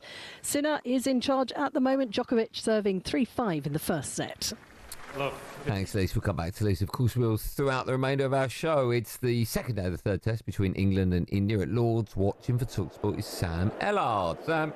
India 98 for 2, trailing by 289 runs. Just the 1 wicket in the evening session. Karen Nair went to Ben Stokes, who bowled a really good 6-over spell after the break. His fastest spell in Test cricket since 2015. Good to see Ben bowling well and bowling quickly. Nair went for 40. A little bit of a lull in proceedings perhaps over the last half an hour since that wicket. KR Rahul is being watchful. He's not out on 34. Shubman Gill, the India captain, who's scoring runs for fun this series, has 11 runs to his name. Jofra Archer back into the attack, really trying to get the wicket of Gill. He's bowling from the nursery end for the first time. This is the end where he bowled that incredible super over many years ago. England won the World Cup. Shubman Gill a short while ago picking up his first boundary of the evening, posting the ball through the vacant third slip. So Shubman Gill has 11, KR Rahul has 34. England would love to break this partnership before the end of the day. India are 98 for 2, trailing by 289 runs, Andy.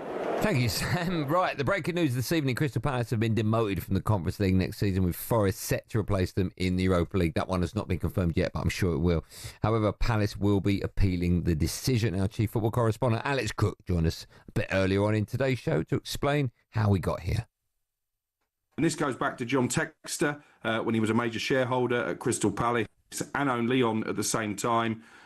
The key date here, and it's mentioned in the UEFA statement, is March the 1st. That was the date by which John Textor either had to sell his shares or do what Evangelos Marinakis did at Nottingham Forest and put them into what's known as a blind trust, and therefore forego any control of the football club. Because he didn't do that, UEFA have deemed that as of March the 1st, Lyon and Palace breached the multi-ownership rules. Therefore, Lyon continue in the Europa League. Crystal Palace demoted to the Conference League. Right, let's go to the phone lines. It's big news. Gary's a Palace fan. Hi, Gary. Hi there. How are you doing? I'm good. Well, I'm okay. How are you? Not very happy at all. I think it's disgraceful that we've been demoted to the Conference League. Okay. Whose fault is it? Whose fault is it? Yeah. I'm not really sure, to be honest. Why is it disgusting? Disgraceful, I said. Why? I mean, you've broken rules, right? No, not really, because You have. John Textor wanted to sell his shares, so how could he put them in a blind trust?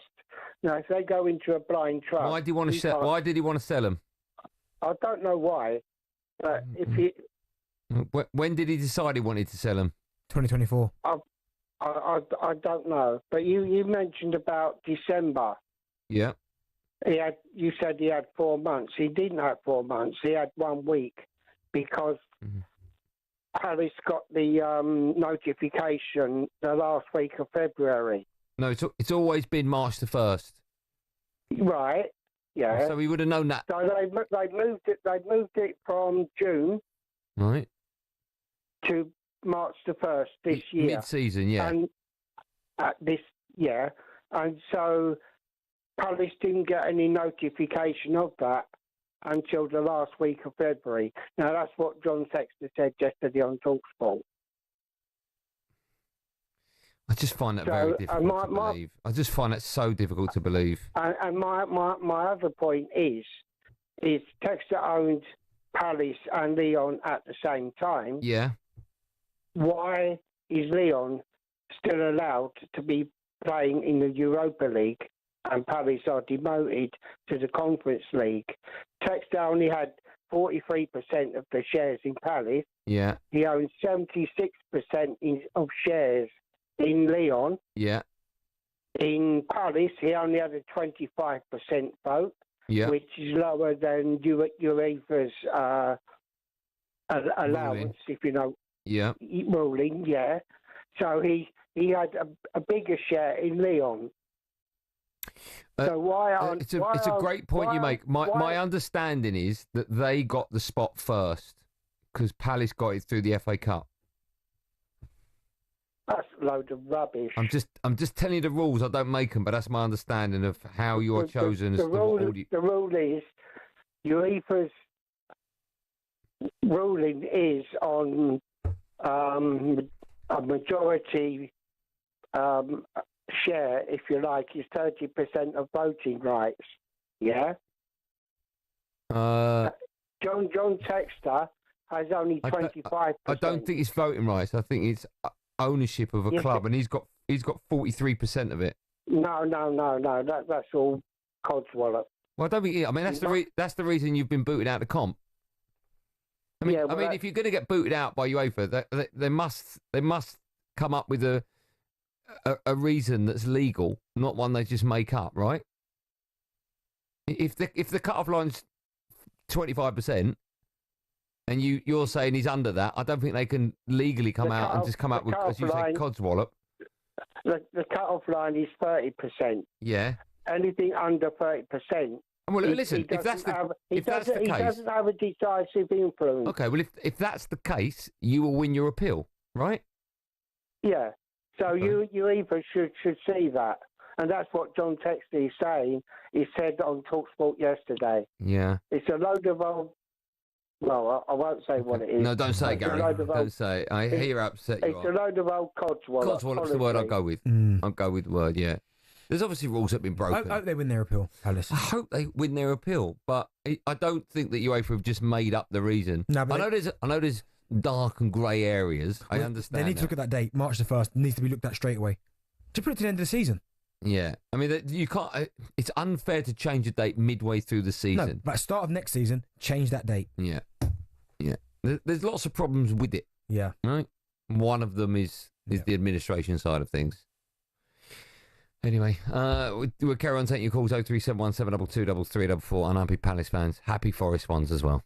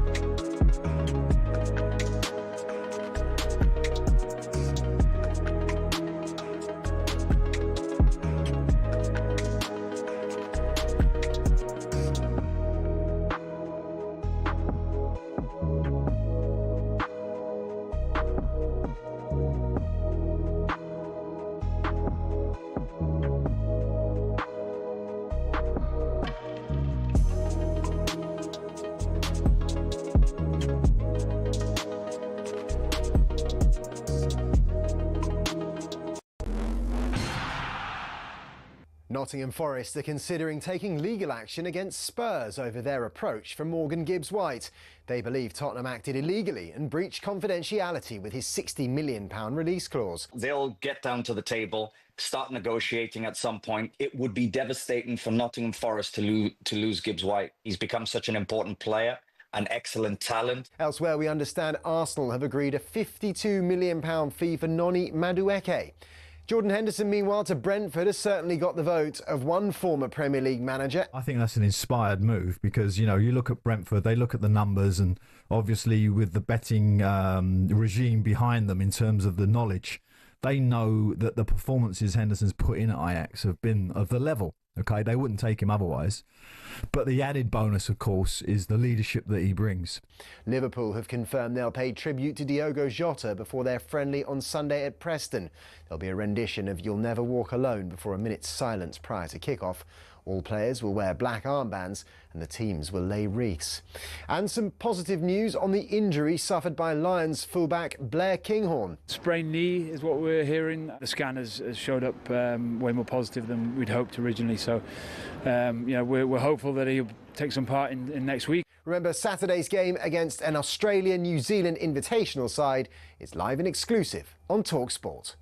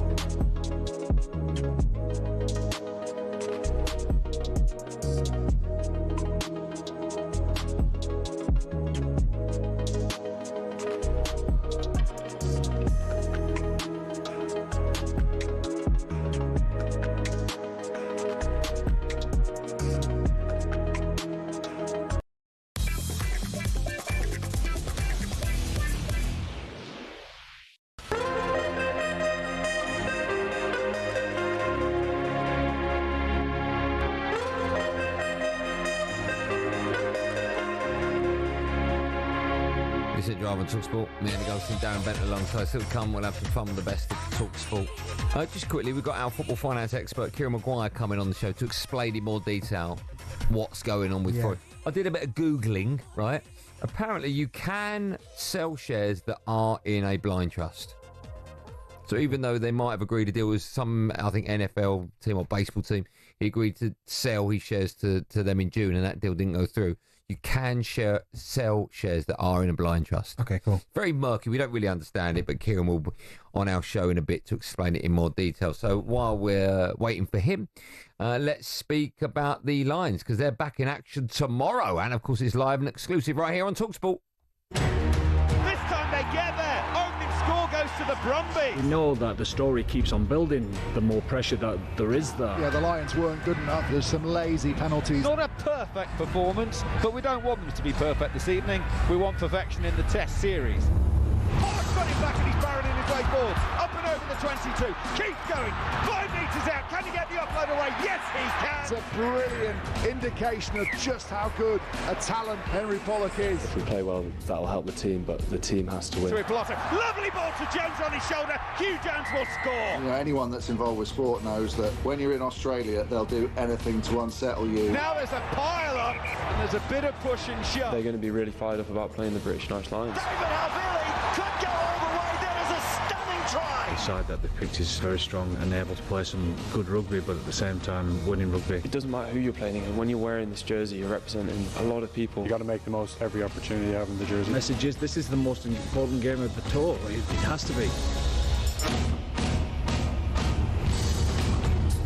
Oh yeah, can't wait for this one. The countdown really is on. There's just over a week now to go until the Lions' first test against the Wallabies, and with just one warm-up match until that test, it's all on the line for the players involved. They face Australia and New Zealand combined in an invitational 15 tomorrow. It's live and exclusive on talkSPORT with our coverage starting at 10 a.m. Kick-off for that one is at 11. Join us now to build up to that one is former Scotland lock Jim Hamilton joins us. Hello, Jim. How are you? Very good. How are we, lads? We're good. Thanks so much for coming on. Good to see you again. Listen, let's talk about that defeat against Australia, because since that, the Lions have won every warm-up match, and they've looked fairly comfortable as well, actually, in the scorelines. What have you made from the performances so far, and can we learn anything in comfortable victories? Well, you worried me there. I was like, I missed the game. You meant the Argentina one, I think, at the start of the tour. Yes, sorry, yeah. What did I say? You said Australia. I was like, I missed a week. I'm away and travelling, so I don't know if I got a bit of jet lag. No, absolutely fine. No. But yeah, the Argentina game, that was their hardest opposition, right? So I've been on the show a couple of times before. We were talking about that, and it had the potential to be a banana skin. It was. And then if you looked how the fixtures have kind of unravelled over the last few weeks, and their warm-ups, right, that was more of a test match against Argentina. They've been stuffy wins, but let's be honest, they've won all of them games fairly comfortably. And, you know, you don't want to put a dampener on any of the games, but they are warm-up games. And when it's all said and done, it's all about the test matches. And the next game that they've got at the weekend against this invitational team, the Australia, New Zealand, they've got some old warriors, old bulls in that, and some real quality. So that's going to be another tough game for them, but that's going to be a game where they just need to have a look at the final few combinations, make sure everyone's fit. And as we know, lads, you know, at the highest level of sport, it's all about the test matches and the games that really matter. I know there's only one final warm-up match, as you said there, and you said you want to see about the combinations. Do you think the manager, the manager, thinks to himself, do you know what? I know exactly who my starting 11's going to be, or starting 11 or starting team's going to be, but there's maybe just one or two areas he might be unsure about? Yeah, absolutely. Look, Andy Farrell coaches the Ireland team, and this is the thing going into the British and Irish Lions tour. The backbone of the team would be made up of Ireland players. They've been one of the best teams under his tenure for the last few years. You know, the likes of Dan Sheehan at hooker, and you go all the way back to Hugo Keenan at 15, and you fill in the blanks with a lot of Ireland players. So there's going to be a backbone of that. But look, there's some real quality from other countries in there. Finn Russell at 10, one of the best players in the world as well. Definitely going to partner Jamison Gibson part. You know, there's a few positions up for grabs, like you had the Irish centres play at the weekend in Bundy Aki and Gary Ringrose. They're both world class. There's nothing between them and Sione Tuipulotu and Hugh Jones of Scotland, who play this weekend. So for me, I reckon there's probably 4 or 5 positions still up for grabs. And, you know, this game will make a big difference because it's probably going to be the toughest opposition that they've got. And then he'll look at the bench that comes on. And Andy Farrell is one of the best in the business. So he'll manage to fit the jigsaw together for the first test match, and they'll be ready. Jim, let me ask you, we've seen injuries already in the tour so far. If you're going into the final warm-up game for the British and Irish Lions, are you still going 100% in it? Or are you thinking, well, if I'm on the cusp, or if I'm a guaranteed starter, I'll maybe take my foot off the pedal a little bit? Really hard, isn't it? You know, Darren might be able to tell you as well, having been a player, when you're in a pre-season game or you're in a warm-up game, it is difficult sometimes, like mentally. But like I just heard some of the promo, then you're in a red jersey, you're in a British and Irish Lions jersey, like it means everything. But if you look at the performances over the warm-up games, they haven't been at test level, but we know that they will get to test level. And look, there's a human instinct part, isn't it? Let's get to the test matches and let's make sure that we're right. And some of the players need game time as well because they haven't played a huge amount. So I imagine in the back of the mind there'll be a little bit, but there'll be a lot of players in there that want to put their best foot forward to make sure that they're in the starting 15 or the 23.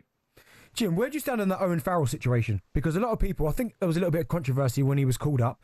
Do you think he's going to play a big part in these tests? Yeah, I was on the show with Jim and Simon when I was in studio, and naturally his name's going to come up, right? He's the most experienced player in that Lions squad. He wasn't in there at the start. He's had a tough year over the last 18 months to 2 years. He's been injured. He hasn't even played. But with Owen Farrell, you know what you're getting, right? He's a born leader. He's been there. He's done it. So take out the fact that he's Andy's son, right? The Farrell name in rugby folklore across both union and league is, it's there for everyone to see. He's on the bench at the weekend, and I'm sure he'll come on and he'll do a brilliant job. I don't think he plays in the first test, but you know what you're getting, and you've got a player that can cover 10, 12, and has done it on the biggest stage. Captained his country, kicked the kick against New Zealand that drew them the series in 2017, and was the only player on that tour now that played in the one in Australia 12 years ago. Let's talk about Henry Pollock, shall we? He's back in the starting lineup tomorrow, just 20 years old. How exciting is he to watch? Yeah, unbelievable. Look, lads, I was talking about him a year ago, and we had him as an outside bet on the podcast that I do with Andy Good. We were talking about outside bolters, right, like you do. And he was 19 at the time, which is ridiculous to think, but everything that's been thrown at him, he's just delivered. And he's a world-class player. He's a world-class talent. Forget the circus that goes around him, right, and the celebrations and the social media. Andy Farrell's looking at him solely as a player and what he can do on the pitch. And every time he's played, whether it be for Northampton, semi-final against Leinster in the Champions Cup where he scored a try from the halfway line, when he made his debut against Wales for England and he came on and scored a try, or I think it could have even been two, and for the Lions as well. And for me, I reckon he'll be on the bench, and I'll be maybe looking at the makeup of the back row as well, that it could be a Josh van der Fleer. They tried that in the last game and brought them both on. But yeah, Henry Pollock is a top player and everyone's talking about him, and it's all positive.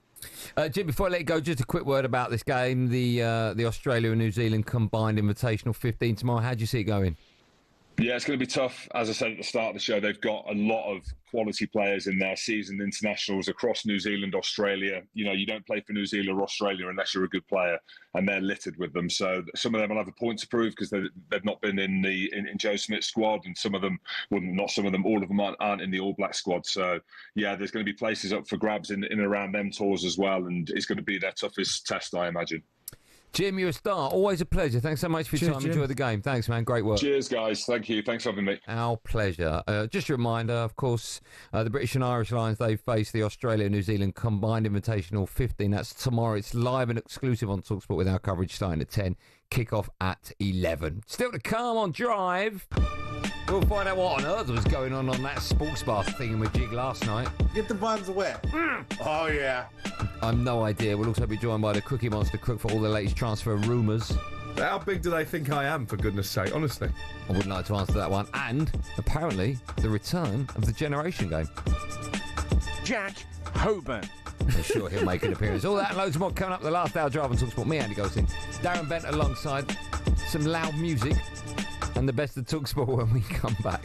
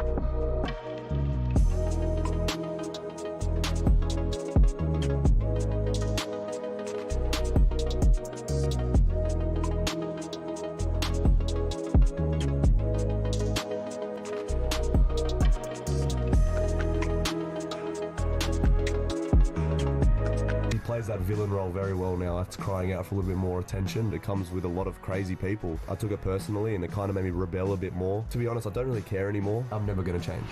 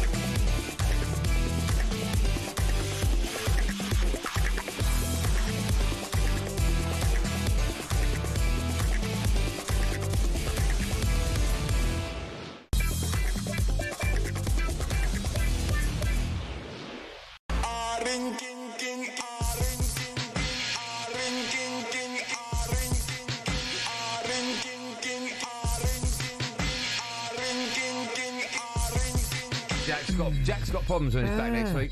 If that's the level Ryan's setting. You're listening to Driver talkSPORT with me, Andy Goldstein Darren Bent, Motor Point, new car, same day driveway. Available on all cars. Book a test drive today. Still to come, we'll be asking if fans should have their say in transfers. Just quickly, talkSPORT understands that Nottingham Forest are considering legal action over what they see as an illegal approach from Spurs for Morgan Gibbs-White. And it's time now to get an update from Wimbledon. Watching for talkSPORT is Lisa O'Sullivan.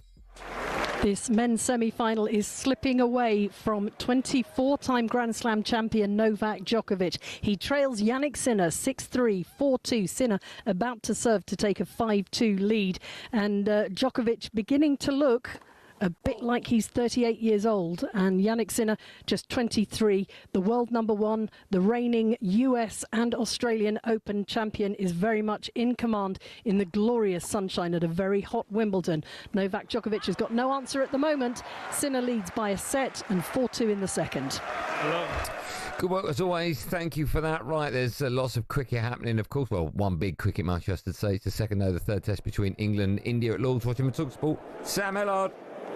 And a massive moment in the day, a massive moment in this test match, because the India captain Shubman Gill has already over 600 runs in this series, has gone for 16. Chris Wokes gets the India captain. Jamie Smith standing up to the stumps. It was a length ball that Shubman Gill looked to just defend, took the outside edge. Really good catch from Jamie Smith. So Gill goes for 16. Rishabh Pant, who was off the field for the majority of yesterday with a sore finger, injuring himself while keeping, is out at 5. He's got 1 run to his name. KR Ayul unbeaten on 41. England will love one more wicket before the close of play at 6:30. India 112 for 3, trailing England by 275 runs.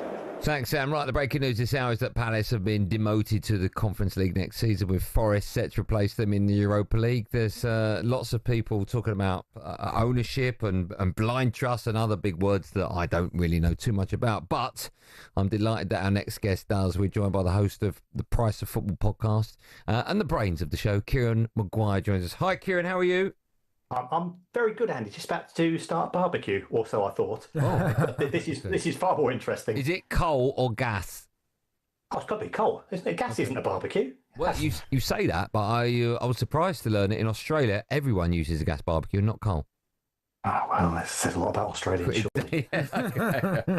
Right, listen, let's talk about the big news. Firstly, the obvious question: how much of an impact is this set to have on Palace financially? Well, if we take a look at the distribution of money in 2024, which is where we have the last set of figures, I think Fiorentina got 17 million for winning the conference, and Leverkusen got 41 for winning the Europa League. So yeah, we're talking potentially 20-25 million. Perhaps it'll probably be a wee bit more, because these figures are before the introduction of the Swiss model. You don't play as many matches in the conference as you do in the Europa League. You've not got the slightly more glamorous teams, so therefore it's that much more difficult for your commercial department as well. So, you know, if Palace have gone all the way, it's probably cost them somewhere in the region of 30-35 million pounds. Right, listen, I'm going to ask you some questions now. I don't know if you know the answers. I'm sure you do, but I'm going to ask you anyway because loads of people have been a bit confused as to why Palace have been demoted and Leon haven't, and the fact that he wanted to put his shares into John Textor into a blind trust, and people question whether or not you can sell shares in a blind trust. I googled it in the break, so my first question is: I'm led to believe that you can. Can you, in your opinion, sell shares once they're in a blind trust? Yeah, the trust can sell those shares. So yes, they could sell those to a third party if they felt that was in the best interests of all of the parties involved. So I don't see that as being an issue in terms of the potential delay of John Textor putting his shareholding, his minority shareholding, it has to be stated, into a different vehicle. Which, if he'd done that before the 1st of March, we wouldn't be having this conversation. Okay, so he could have put them before the 1st of March into a blind trust. That would have not affected the sale. I'm led to believe he was going to sell his percentage share to the New York Jets owner, Woody Johnson, in June. That deal is yet to be completed, but that would have made no difference to that potential deal. Is that right? That's my understanding. I'm a teacher rather than a lawyer, but I don't see why a trust can't make a decision as to the destination of those shares, and that could have been all done and dusted. I think on the 1st of March, Palace didn't foresee getting as far as they did in the FA Cup, and they weren't really concentrating either on what was happening with Leon. Okay. A lot of people are questioning why Palace have been booted out and Leon haven't. Textor currently owns 43% stake in Palace and 77% share in Leon. Why? I don't know if you know the answer. Why have Palace been kicked out and not Leon? Because if two clubs are deemed to be by UEFA to be part of a multi-club ownership deal, then if they end up competing in the same competition, it is the club which finishes highest in the league table which takes precedence, and the club which finishes in the lower position, they will be demoted to the Europa Conference. So in this case, I believe that Lyon finished 6th, Crystal Palace finished 12th, and therefore UEFA ignored the fact that Palace had won the FA Cup and said, we're just judging it on league position. Okay, I don't know if you saw John Textor when he was in the studio, White and Jordan. He was claiming, I don't know if he was claiming ignorance or what, but he was suggesting that even though he had a 43% stake in the club, he had no day-to-day decisions that would be any kind of influence into how the club would see themselves going forward. I'm not so sure that's a defence. But my question to you is, knowing what you know, is the reason that Palace have been booted out of the Europa League, is it just purely negligence on their behalf? In your opinion? I think negligence is a pretty strong word. I think it's a bit of complacency, not doing a risk assessment early enough at the club, not realising that it was perhaps a 1st of March deadline. And also I think they were relying on the fact that John Textor does have nothing to do with the day-to-day running of Crystal Palace. It was only sort of 12 months ago he was claiming he was going to sell his shares and buy Everton instead. So his affection for Crystal Palace has always seemed somewhat false. I think to Palace fans, his priorities appear to have been in Botafogo, in Lyon as well. And one of the things he's constantly moaned about, which is why perhaps he was thinking about selling his shares, is because he only gets one vote when it comes to decision making, and there's 3 other directors. So whilst he owns the highest number of shares, he was regularly being outvoted 3-1 when it came to the strategic and operational decisions of the club. Can I one last question from a football finance perspective? What do you make of multi-ownerships of clubs? I think it's a completely unproven model in terms of financially benefiting clubs, except in the case of being able to shift players and profits from one part of the empire to another. And it encourages creative accounting. So I'm not a huge fan of it. It does have some theoretical merits, but we've seen very few of those ever really come to fruition in the real world. Okay, listen, before I let you go, one big question. I don't know if you have the answer. Sorry to put you on the spot, but the most important one. What's on the barbecue tonight? It's piri piri chicken with a avocado and spring onion sauce. Sorry, who made that? Where's that from? Tell me more. That's all mine. I've got one of those big ceramic barbecues, and I've got a few cookbooks. Like Annie Bloke, give me an apron and a fork, and I'm quite happy every evening over the coals. Okay, I reckon we'll be there about 7:30. Is that all right? Look forward to it. I'll save you some. That's legally binding. We'll come after you if there's nothing left. Kieran, you're a star. Thanks so much for coming on at such short notice. Always appreciate it here on talkSPORT. Thanks, guys. Have a great evening. Thanks, Keep up man. the great work. Thank you, man. Very kind of you. Barbecues. Oh, avocado and spring onion. I've never heard that. I've never heard that. You should have put that on your burger. That would have helped you. I don't mean that with it. They didn't put the egg on. I wanted the egg. You asked for an egg. They don't give you an egg. Coming up in the last hour of our show, we'll be talking about your mate Jordan Henderson on his way to Brentford. So we'll get your views on that. Brentford fans, you can have your say on that. 03717223344. And Alex Crook is back for today's Ready Steady Crook. All that, and of course the end of the show quiz coming up in the last hour on Drive on talkSPORT after this.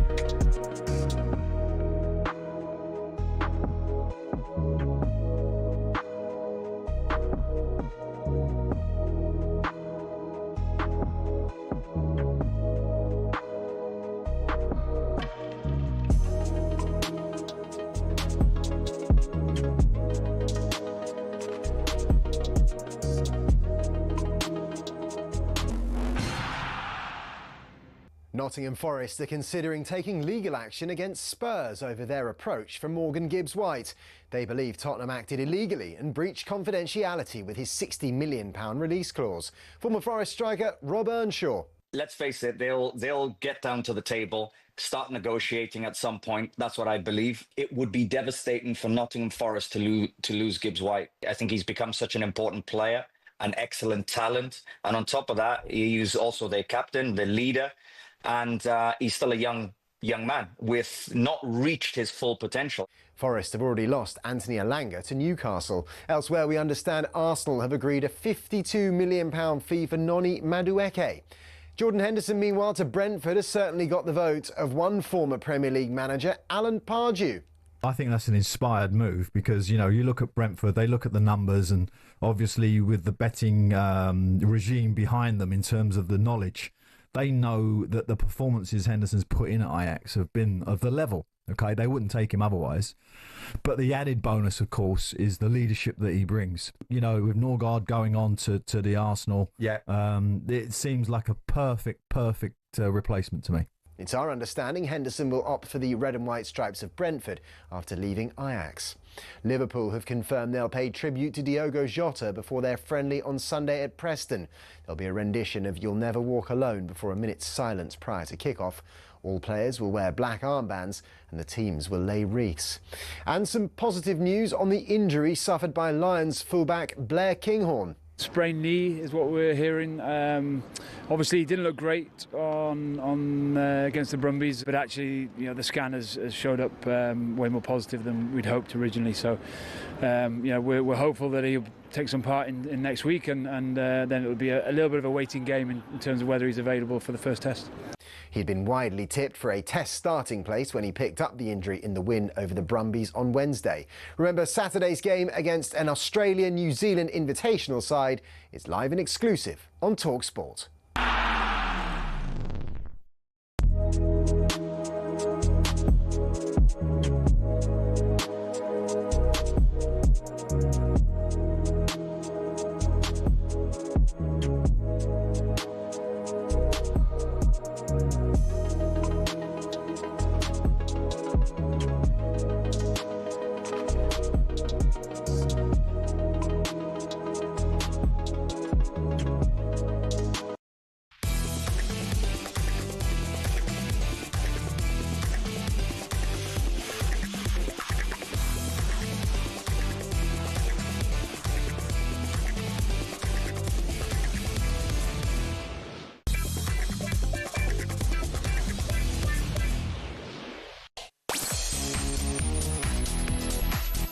Listen to me on Drive, Andy Goldstein. Never make a mistake. I wish I could say the same about Darren, by the way, Darren Bent. Their first time in 16 years they've played. That was terrible. Emma has more at half past. You're right, that's bang out of order. That's you, that. I blame you for that. What buttons am I pressing? You told him to do it. Yeah, because he listens to me. Yeah, he does. Yeah. Still to come, we'll be joined by the Cookie Monster, Alex Cook, for all the latest transfer rumours. But now, should fans have a say in transfers? What? Now Noddy Madueke takes over beyond Justin. He's waved beyond three and he's curled it! Oh, what a way to seal it for Chelsea! Noddy Madueke! He's shown potential, he's got an England cap, etc, etc. Where he fits in that team, I don't know. Don't get it from Chelsea's point of view. I like him, I really do. And not only is he a really good inverted winger playing on the right, seen him enough times playing the left, being an old-fashioned left winger, a little drop of the shoulder, get down the outside. From an Arsenal perspective, though, it feels a little bit of a strange link because we keep talking about the striker, as you guys mentioned at the top there. I just wonder if this would be the best use of funds. That's a great point. Arsenal, they're set to complete the signing of Chelsea winger Noni Madueke for over £50 million. Played 92 times for Chelsea since joining them from PSV in January of 2023. Scored 20 goals. It's fair to say Arsenal fans aren't too happy with the move, even going as far as to set up a petition against it. So that got us thinking, should fans have more of a say when it comes to who their club signs? Firstly, what do you make of Noni Madueke? Let me rephrase the question. What do you make of £50 million for Noni Madueke? What I would like to have seen is Arsenal address the striker situation first. I know there's talks, obviously, Gyökeres, him getting that. I would like to get that deal done first. Zubimendi was always going to come, so he's in the door. I get it with Norgard and Kepa, not the biggest amounts of money, but they're not a priority, but you get them in squad depth. But the big funds go for the centre forward. Once he'd come in the door, then I'd have been like, okay, what else can we add to the squad? And if Noni Madueke had come in, it still wouldn't have been my first choice, and especially not at that price. I think that's way too much money. Like, we're buying it for more than Chelsea paid for him, right? First and foremost, I'd have been like, oh. But then again, he's an England international. He's obviously got European experience. I know it was a Conference League, but he's got experience. He's obviously played at PSV as well, so he's got that international. I've seen him at under 21 level, so he would have been an ideal backup. Because we always say, how many times have you said it on this show? Like we play Saka till he's only a little bit away from an injury. Yeah. Right. We have to play him every single game. Him coming in, then you'd go, okay, we can play if you want to give Saka a rest. He can play on the other side as well, and he does give you options. But he just still wouldn't have been at the top of my list. Like, as in, like, I would have never. If you'd have said to me, give me 10 wingers that you'd like to see Arsenal sign, he probably wouldn't have been one of them. But in saying that, if Arsenal do sign him, we have to support him. As simple as that. And I'm as well. And also as well, I've always wondered this. Not wondered it, but I've been there slightly, but I never understand. Like, you make a lot of noise about not wanting a player to join your club, right? Even when you get this close, where it looks like his medical's booked for this weekend, he's going to come. He's going to hear the noise. Of course he will. So he's all, do you know what I mean? So at the back of his mind, he's probably thinking, well, they don't even want me. Like, so it's going to be tough on him as well. Do you know what I mean? Coming to Arsenal, knowing that 90% of the fan base don't want him. What do you make of fans starting a petition? Shall I see how many fans? So I put that on the group this morning when we were talking about it, right? And when I did it this morning, there was 4,000 people that had signed it, right? I mean, I think that's a little bit ridiculous. Go on, tell me more. I'm going to have a look at how many have signed it since. Yeah, I just think it's a bit ridiculous that, because again, you don't need to go to that length. It's not that they're signing. If they're signing somebody, right, who they literally could not stand, right? Yeah. Say it was Adebayor. 4,500 now. Right. Say Adebayor was still playing. He come back to Arsenal, and I understand the petition after what he did, the celebration. I get that, but a bit unfair on Madueke. Like, regardless whether you rate him as a player or not, to kind of start this petition when it looks like the deal's done, he's just got to pass his medical. Like, there's nothing worse, right, when your home fans turn on you. Like, before you got there. It's worse when you're already there. Yeah. But I remember playing with certain players where at the start of the game, when they're reading out the players' names, they'd get to that player and they'd boo, right? Your own team. That's no good. So, but imagine you're thinking, right, I can't wait to get to Arsenal.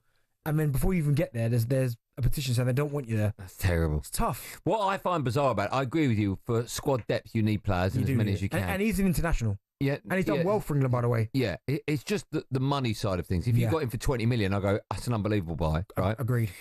I find it just bizarre that you're arguing about how much you're going to spend on Gyökeres. You're like, I think you're about 8 million apart. Arsenal will pay that. I know, but if you're spending 50 million on him, just wait till the Gyökeres deal is done. That's the most, like, all your eggs should be in that basket. Just focus on getting that done. Thing. If they'd have got the striker in and there was a bit of change, go and get who you want. What is it with you and Chelsea players? I've no idea. So how much you pay for Havertz? 75? I think about 60. His though, 110 million on Havertz, and he is one I got completely wrong, because I did not want him in the slightest, and he has been really good for Arsenal.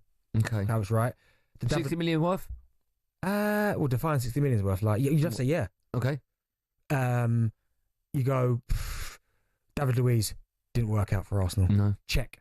No. I'm just trying to think the order you got. You got Willian second, didn't you? But then he only lasted a year, and he started off. I'll never forget this. He started off unbelievably. He played against Fulham. I think it was opening game of the season. Yeah. He was. I remember thinking, oh my goodness, this is going to be unbelievable. Just didn't work out for him for whatever reason. Didn't work out for him. So that didn't work. So Willian didn't work. We had Jorginho, who was okay. Yeah. Did a right. Giroud, which way did Giroud go? He went from us to them. Okay. But it always feels like when they come from Arsenal to Chelsea, they go on and achieve something. Like, so Ashley Cole go good Champions League. Giroud. Which way was Gallas? He was at Chelsea first. Oh, okay. Yeah, he went Chelsea, he went Arsenal and Tottenham. It's like a three-way street you got, because it literally is going Brighton, Chelsea, something happening, and to fund that, and you're literally funding Chelsea's buys from Brighton. Yeah, it's mad, but again, the petition is a bit over the top, but once he's an Arsenal player, you have to support him. I'm not going to ask you, should fans have any say in transfers, because obviously the answer is no. But do you think clubs should listen to any noise that comes from fans? In certain scenarios, yes. And when I say certain scenarios, I think transfers, not so much, because how many times we've all done it, every single person out there's done it, where they have looked at a player and gone, oh my goodness, why the hell are they signing him? He's rubbish. Yeah. Comes in, turns himself into an absolute superstar. Yeah, it does happen. And it's almost like, oh my goodness, we can't live without that player. Yeah. And the opposite happens. Great players come in. And doesn't work, right? So that's why I don't think you should. Everyone gets it wrong. Everybody, right? So then, and talk about big name players as well. Big name players going to big clubs and it just not working. For whatever reason. Do you think Lukaku would work for Chelsea? Yeah. See, a prime example. I think everybody on the planet thought that was going to work. Yeah. I mean, I remember at some stage people saying he was the missing piece of that jigsaw. Exactly. And look at that. Just need a big number 9. Didn't work. Yeah. But then certain scenarios where I go, oh, maybe have a little listen to read the room a little bit like Rafa Benitez going to Everton. That type of scenario, you go, what? That can't happen. Like, he's associated fully to Liverpool. There's no way he'd be Everton manager. Like, so I think in those type of scenarios. Chelsea. No, remember Liverpool to Everton. Remember he managed Everton, and Everton fans were losing their minds. Rafa Benitez. Rafa went to Everton. Rafa Benitez went to Everton, and they were losing their minds, man. I completely forgot about that. Not that long, and Everton fans were losing their mind, man, and rightly so. It's like George Graham, right? Arsenal to Spurs. He won second Tottenham as well. See, that's a little bit. I know, but it's still Spurs fans see it in the same light. So it's you got. I think sometimes you got to read the room. Well, when Rafa went to Chelsea, they hated him. He won something though, didn't he? Yeah. Europa League. Yeah. That's something big. Yeah. So I think sometimes read the room in certain scenarios like that. But, I mean, Madueke. Are you happy? We'll take calls from Arsenal fans about Noni Madueke, right? You're not happy with that for the price, but you are the player? You could do a lot worse. Okay, you could do a lot better. Yeah, you could do a lot better, but are these players out there? If Rodrigo, I would have liked Rodrigo, but it's a risk. Yeah. Has never played in the Premier League. So how do we know he can do it? Madueke, we've seen he can do it. But I think the 50 million is where you go, what? And you think a petition that Arsenal fans have started and signed over 4,500. Get rid of that petition. Okay, listen, I'm curious if any Arsenal fan that's listening to this has signed that petition about stop Madueke coming to the club, I'd like to hear from you. 03717 223334. We'll take calls from fans about petitions. Is it just madness to even do that when, as you said, a player, he's going to find out even before he signs on dotted line that he's not wanted at the club? I know some players that will get a feel by like, maybe not so much now because social media wasn't big, but certainly back when I was playing, like back say mid 2000s, like between 2000 and 2010, you'd go, let's have a look at the local paper and have a look at the message boards, chat boards, just to see what people are saying. Yeah. Just to get a feel of like when you get there. Now, obviously, with social media nowadays, where it's amplified 100 times, he's going to see it everywhere. Yeah. So he's going to be now. All of a sudden, in his head, I know with the money he's probably going to be earning, you go, I can deal with that. But everyone wants to be loved. I don't care what anyone says. Every football player wants to be loved. And if you're going into a place where you know the fan base can't stand you, you go, oh, goodness. Yeah, I agree. Okay. We'll take calls on all the above Arsenal fans. What do you make of Noni Madueke? He's he's got a medical over the weekend. It looks like he'll be an Arsenal player by Monday. 03717 223334. We'll talk about that. Petitions? What's the word I'm looking for? Petitions. That was a worry. Petitions as well. You're going to have your say simply by picking up the phone and dialing. And if you've signed the petition, I'd love to hear from you as well. 03717 223334. Dial that. You'll be next live on Drive on talkSPORT.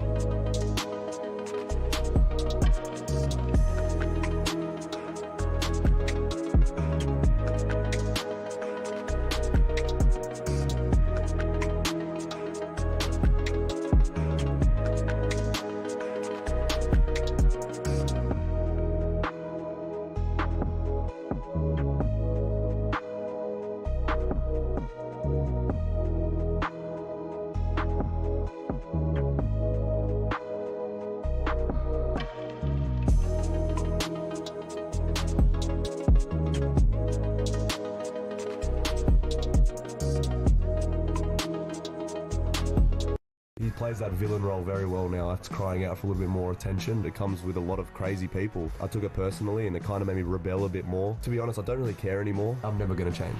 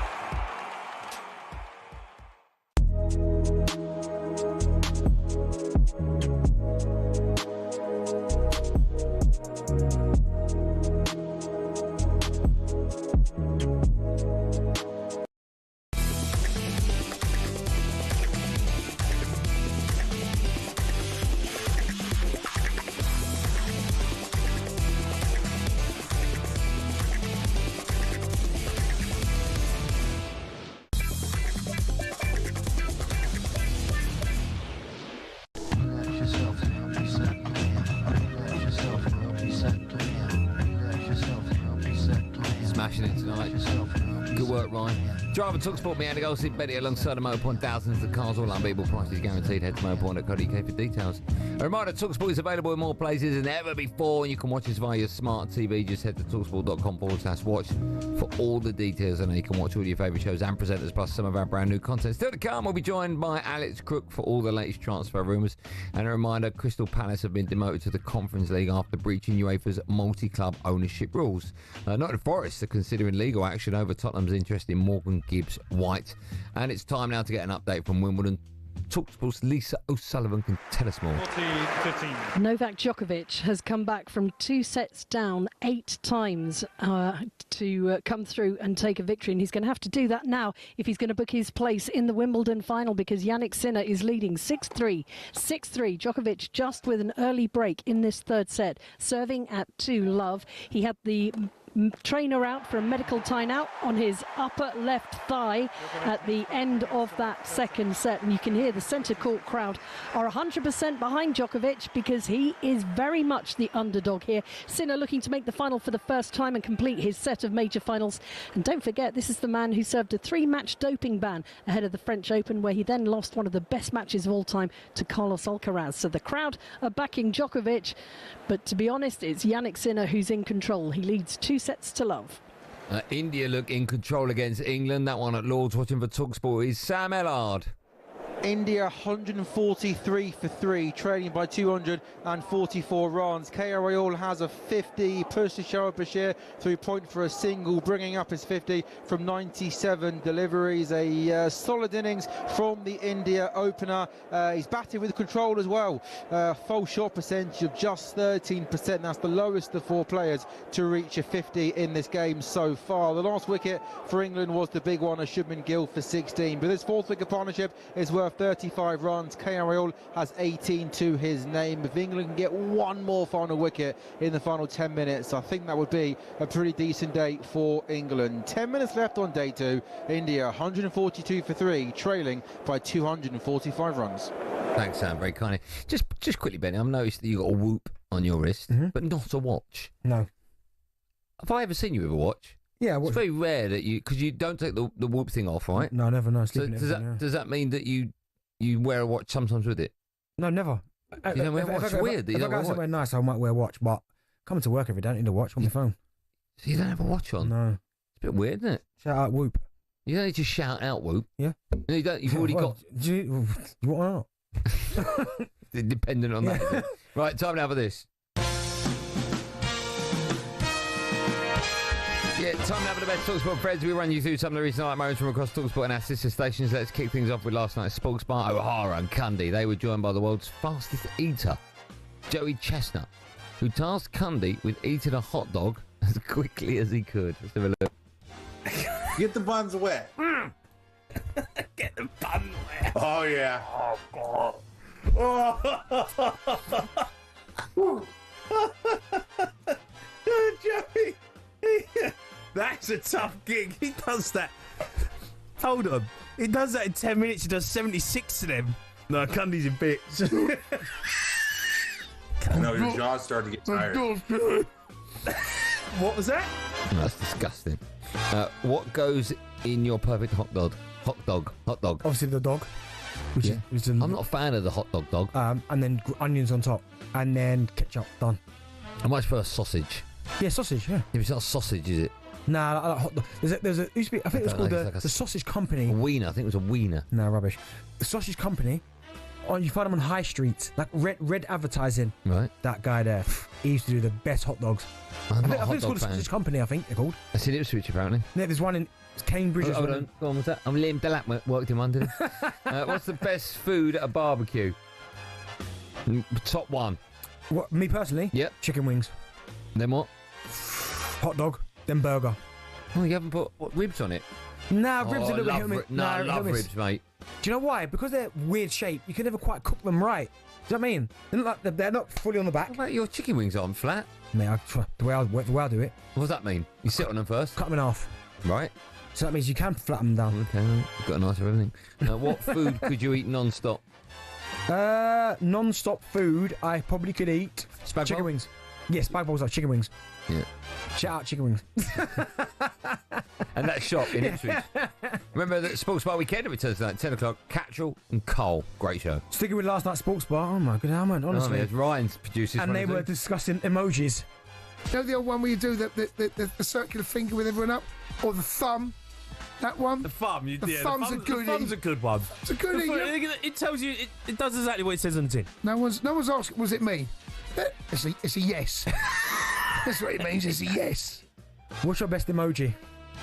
What's a fruit one? I like the aubergine. That's food, isn't it? I want food tonight. What are you talking about? What are you laughing at? What's that again, please? Your best one is what?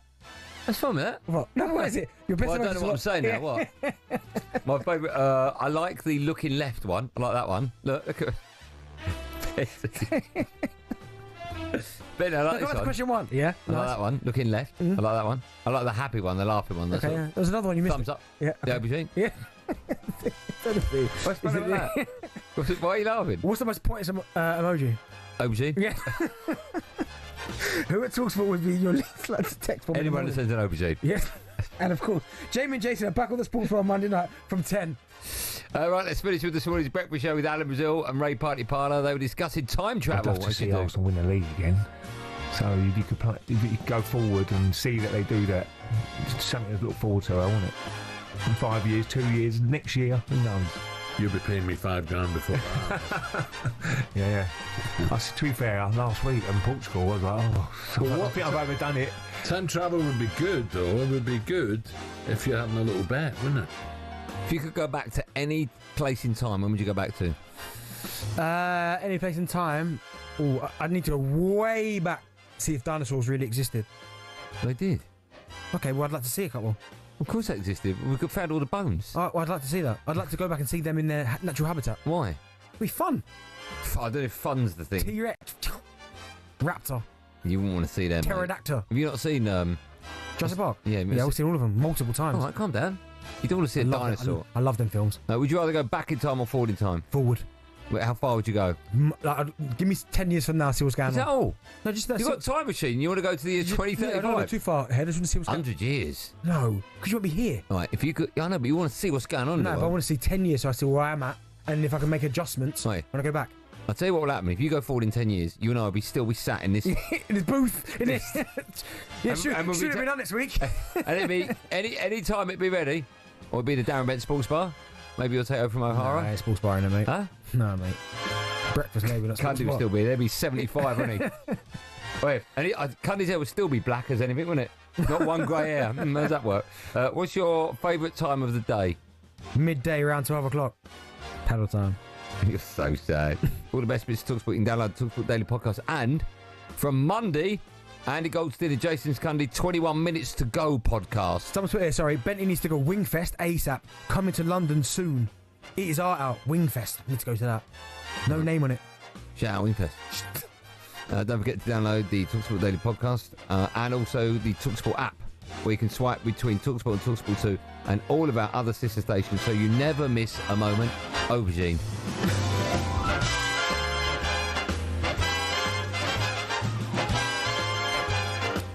Still to come, we'll be joined by the Cookie Monster for all the latest transfer rumours, but first it's time for no Googling. Mix it, Ryan.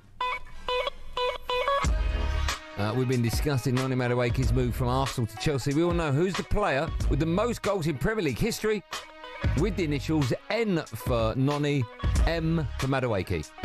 Who's the player with the most goals in Premier League history with the initials N, M? The clue for that and the answer coming up live and live on talkSPORT in seconds.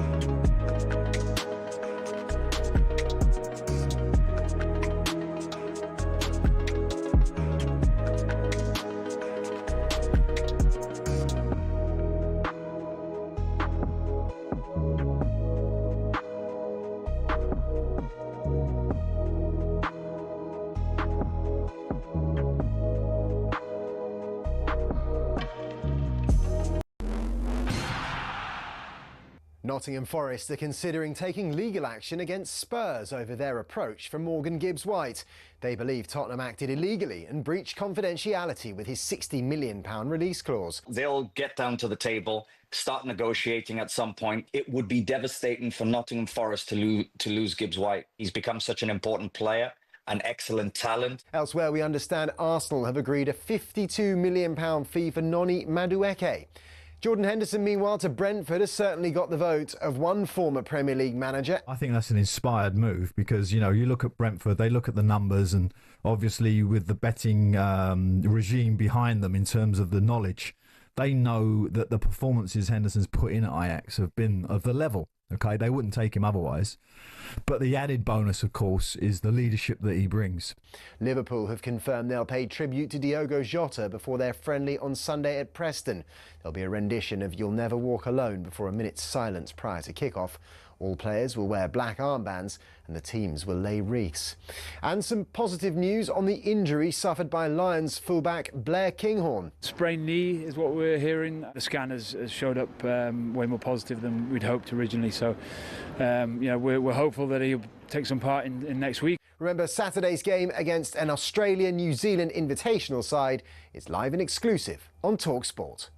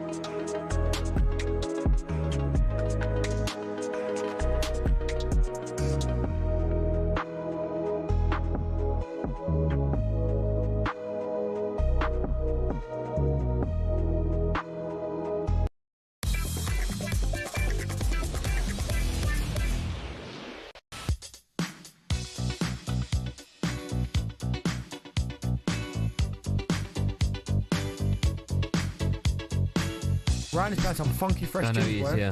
You said, I'm talkSPORT, me, Andy Goldstein Darren Bent. Before the break, I've got a good clue if you don't know the answer. I asked the question, who's the player with the most goals in the Premier League history with the initials N for Nigel and M for Mother? Oh, I've got it. Have you? Yeah, I've got it. Go on. Morpay. Yeah. I've heard that question before. How many goals?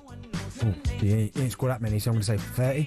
33, yeah, it's not bad. From 7 out of Depot, host Kick-Off live from New York this evening. Got Troy Deeney alongside him. They'll be joined by former Chelsea midfielder our mate John Obi Mikel, plus boxing promoters Frank Warren and Eddie Hearn. That man having a jolly up over there, isn't he? Fine, isn't it? Let me ask you. I don't know. Just curious before we go to our next. What have you got? What things have you got on the walls in your kitchen? I know this sounds nice because I'm desperate to get a salamander. You know, like a little lizard. Have you seen them? No. My walls are all plain. Oh, they're all raised. Just got the borders in it. I really want to get one of them. My border or the lizard? No, the lizard, like salamander, like looking like it's going up the wall. Really? Yeah, and you done like that? Not really. Oh, I thought you'd like that. Well, like an animal crawling up the wall? Yeah, but like a model of one. No? Okay. No, I'm just curious. Right, it's all over at Lord's. Sam Ellard has been watching for talkSPORT. Day 2 stumps. India go to stumps. 145 for 3, trailing by 242 runs. It was bang on 11 o'clock this morning. First ball of the day that Joe Root scored his 37 Test match 100.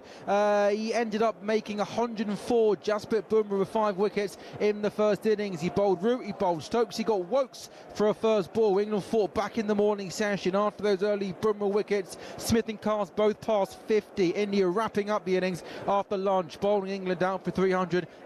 It was then all about Jofra Archer playing his first Test match in just over 4 years. It didn't take him 1 ball, it didn't take him 2 balls, it took him 3 balls to get a wicket, getting Jaiswal for 13. Karen Nair made 40. England got the big wicket of Shubman Gill 45 minutes from the end of play for 16. But KR Rahul has been holding the innings together. He's not out on 53. Rishabh Pant not out on 19. I say this game, gentlemen, is just perfectly poised as we go to day 3 tomorrow morning. morning, and when we resume at 11 o'clock tomorrow morning here at Lord's, India 145 for 3, trailing by 242 runs. Thanks, Sam. Good work as always. I was just Googling kitchen salamander. Quite expensive, you know. Are they? Yeah. I could get like a little Komodo dragon. I think that's too big. I'm after a salamander. Anyway. Make sure you read this. Yeah, no, we'll. Time now for this. By the way, do you two like haddock? Dinner, either swordfish and salad or steak and calamari. I actually had an ice cream outside the Trevi Fountain in Rome. I did have a burger today. You do tend to let it slip on a Sunday. Looking it up today is Alex. Yeah, it's time now for today's Ready Steady Cook, where talkSPORT's chief football correspondent Alex Cook talks us through some of the latest stories and rumours from the world of football. Hello, Cookie, how are you? I'm good. How are we doing? Good, man. You all right? You well? Is that Salamandi, or was it called? Listen, I'll take your word for it. I've just arrived at my brother's house, so this is his kitchen. Oh, it's your brother's kitchen, is it? He will be impressed that you've been commenting on the decor. Where did you get the salamander climbing up the wall? I'd imagine it's from one of their holidays, but I will find out as soon as I'm off this call. Cookie, is he there? Is he in your house today? I've banished them to the garden, so I've got a bit of peace and quiet. Do me a favour. Just go over and take it off the wall. Cookie, go over now and just take it off the wall. Just see if it comes off. No, Cookie, just go over. Just see if it comes off. Just pick it up. Go on, Cookie. There's people watching on YouTube. Just see if you can just take it off the wall. He's going over there. He's taking it off the wall. Right, listen. Just put it in a cupboard. There it is. Just put it in a cupboard, right, and see if he notices. Where's my salamander gone? See if he notices. That's what you want, one of them. Good. Yeah, put it in an envelope. Send it to my house, Cookie. Right. Let's start with Crystal Palace, because earlier in the show you brought us the news that they've been demoted to the Conference League. Just bring everyone up to speed, would you, and run through any developments that there may have been in the last couple of hours, Cookie? Yeah, no laughing matter as far as Crystal Palace are concerned. I think they did fear this was coming once Lyon had their relegation to the French second division overturned. Had that have stood, Lyon were going to pull out of the Europa League, and therefore there would have been no issue in terms of multi-club ownership. This all dates back to when John Textor had shares in Palace and a controlling stake in Lyon as well. He's since obviously sold his shares in Palace, but the key date was March the 1st because he still had interest in the club. UEFA have decided that was a breach of the rules. Palace demoted to the Conference League, and I did have confirmation after I came on air with you guys that Nottingham Forest will be bumped up into the Europa League. So basically the two clubs will swap places, but that is pending any Palace appeal, and it is our information that Palace will appeal to the Court of Arbitration for Sport. So we haven't heard the end of this yet. Do you think Palace have got a chance in this appeal, Crookie? And also as well, if they do win the appeal, does that mean Forest then go back down to the conference? That's exactly what would happen, which is why UEFA won't come out and confirm that that Forest are in the Europa League until any appeals have been heard. Have they got a chance?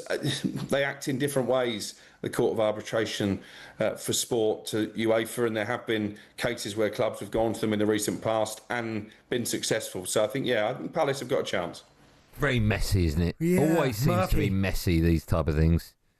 Yeah, and actually I saw a tweet from Bruce Millington, big Crystal Palace fan, used to be the football editor at the Racing Post, and I think he speaks for a lot of us when he says it's just unfair that it's an oversight as far as Palace are concerned, because they could have put Textor's shares into a blind trust, as we mentioned earlier, like Marinakis did at Forest. They've not been deceitful, and they're the ones who are being punished when, maybe there are more clubs out there who've committed far more serious breaches of UEFA rules and not punished in the same way. We later learned throughout today's show you can still sell your shares if they are in a blind trust.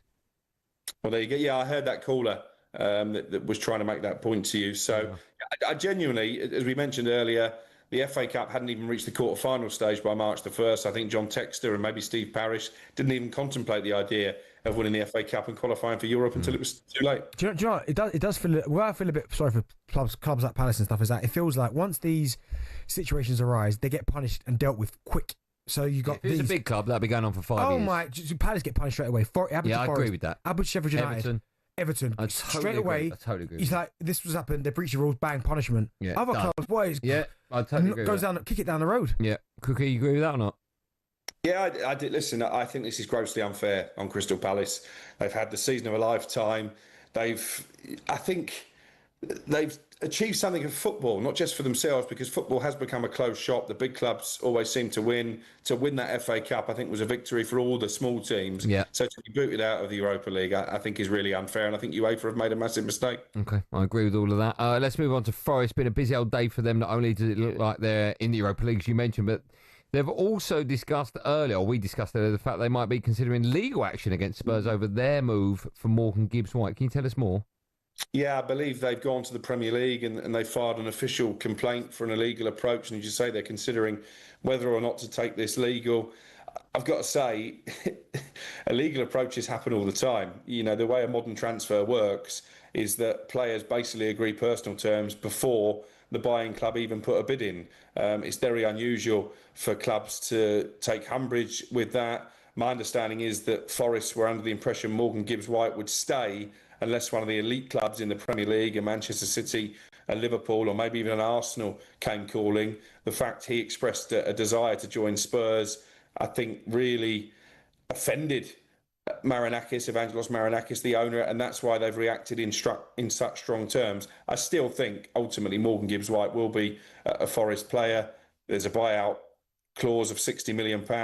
One of Forest's complaints is that those buyout clauses are supposed to be kept secret, and I think they're suggesting that maybe somebody close to Gibbs-White has leaked the information to Spurs to enable them to make their bid. But I would be... We've both got questions for you, but as I said, Cookie first, I win. Why are they kept secret, the buyout clause, and how do you find out about them? There's confidentiality involved in all these buyout clauses to stop this happening, really, for a buying club to go in and say, look, we know he's got a £60 million buyout clause, that's all we're going to offer you. I think, you know, at one stage, Forest were quoting clubs £100 million for Morgan Gibbs-White. £60 million does seem on the low side. How does it get out? Well, that is the crux of Forest's complaint, isn't it? They feel like someone in the Gibbs-White camp has leaked it to Tottenham and enabled them to come in with the bid of £60 million that triggers the clause. The only thing, Crookie, I'd say about this, right, and you've been around football a long time, so's Andy, right? It's not that complicated because clearly Spurs have got an interest in Gibbs-White. They've probably phoned his agent who's obviously sat in the room with Gibbs-White when they've done the new Nottingham Forest deal. They've put a release clause in. They've spoke to the agent says, by the way, he's got a release clause. So clearly that's obviously how it's got out. So, and if there is a release clause, there's nothing really Forest can do about it if Spurs trigger it. No, and I think this is probably just a frustration tactic to delay the deal. As I say, I still think it will get done. I was racking my brains, you know, when this came out around about lunchtime, just so I come off air on the 10 till 1 show.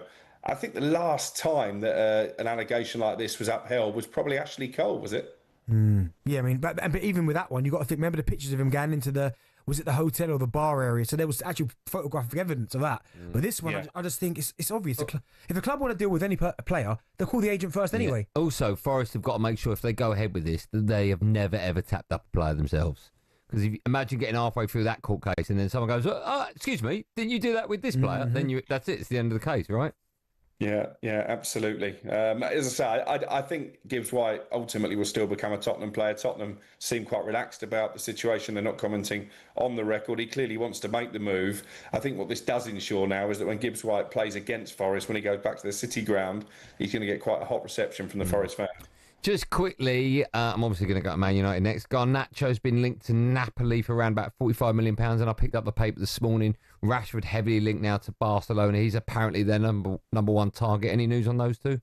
Well, those two links are not really new. Napoli first showed an interest in Garnacho in the aftermath of the Europa League final defeat to Tottenham and that strop he had in the mix zone and on social media. And I think Marcus Rashford has always made it clear that Barcelona is his dream destination. I think he'll be fortunate if he ends up there based on his form over the last couple of years, but they have missed out on targets in that left-wing role, the likes of Nico Williams, obviously, who decided to stay at Athletic Bilbao. They've been trying for Diaz at Liverpool, but they're not interested in selling him. So I certainly think Rashford now is getting near to the top of their list. I'm intrigued to see if they're willing to buy him permanently or if it'll be another loan. My guess is probably a loan deal with Barcelona paying the bulk of his wages if this move goes through. Crookie, what are you up to tonight? It's barbecue weather. What are you doing? We got a big barbecue tomorrow, a big family barbecue tomorrow. So we're just going to have a couple of nice glasses of champers in the garden tonight. And champagne? Maybe a takeaway. What are you celebrating? Champagne on a Friday night? He broke the Palace news early, didn't he? Broke the Palace news early, so he's celebrating that. No, that's not a cause for celebration as far as I'm concerned. But no, we don't get together too often as a family because we all lead busy lives. So we're just celebrating family, really. Oh, who's this? What's the relationship to you? Your brother-in-law? My brother and my sister-in-law, yeah. Is this, he can't hear me, can he? He can't hear you, Is no. this the fella you said you couldn't stand? You're going to get me in trouble one day. Oh, he can't hear that, can he? I can only apologise. Just think, imagine he's listening in, then he goes into the kitchen. He goes, "Where's that salamander gone?" Cookie, always a pleasure. Put it on the wall upside down as well. See if he notices. He's waving to you. He's waving to you. Thanks for coming on, pal. Have a great weekend. Enjoy that shampoo. Cheers, boys. There you go, the wonderful Alex Crook with today's Ready Steady Crook. Good work. When we come back, he's 1 more billion today. He is, isn't he? He'll be. I've seen him float about. I can't remember if he's here or not. He's so unimportant to the team. He'll be in the studio with all his mates for the end of show quiz.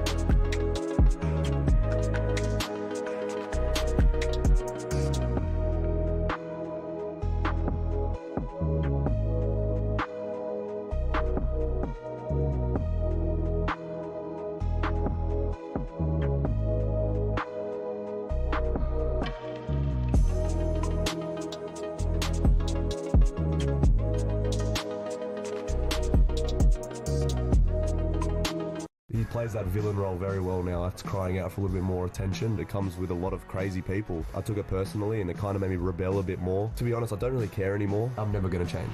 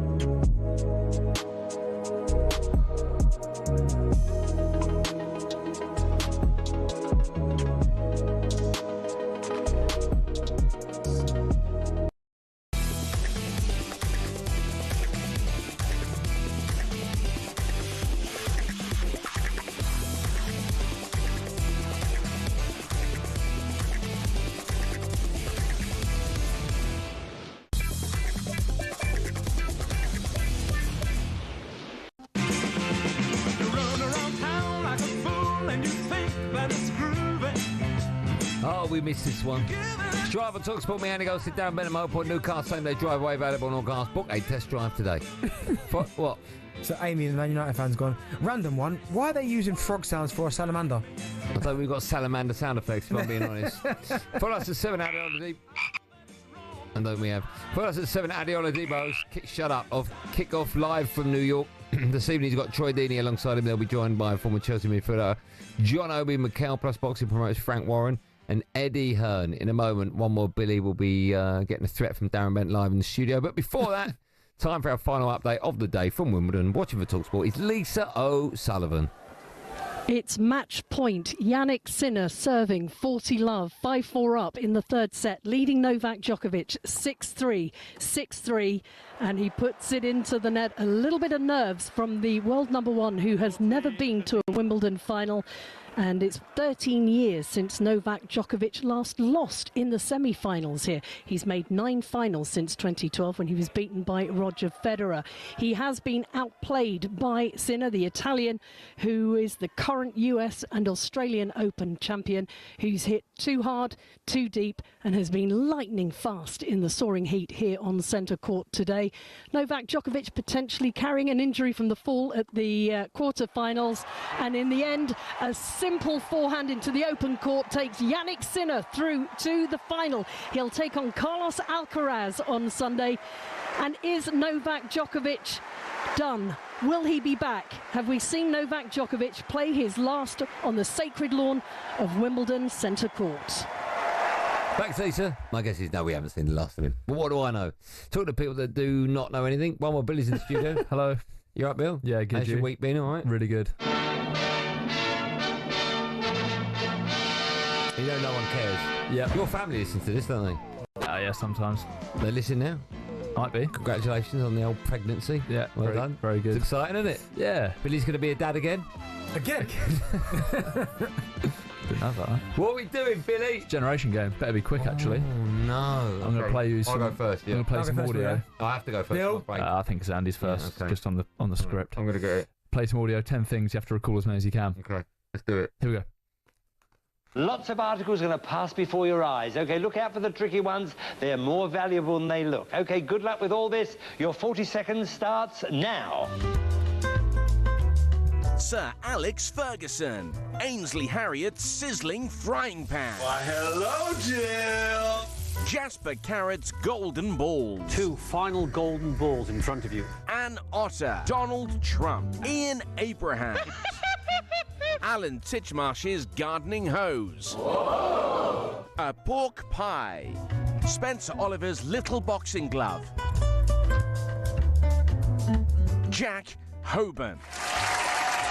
Jack Hoban, an otter, a pork pie, Donald Trump, Sir Alex Ferguson, Ainsley Harriott, and his sizzling sausages. I got 21. That's 6.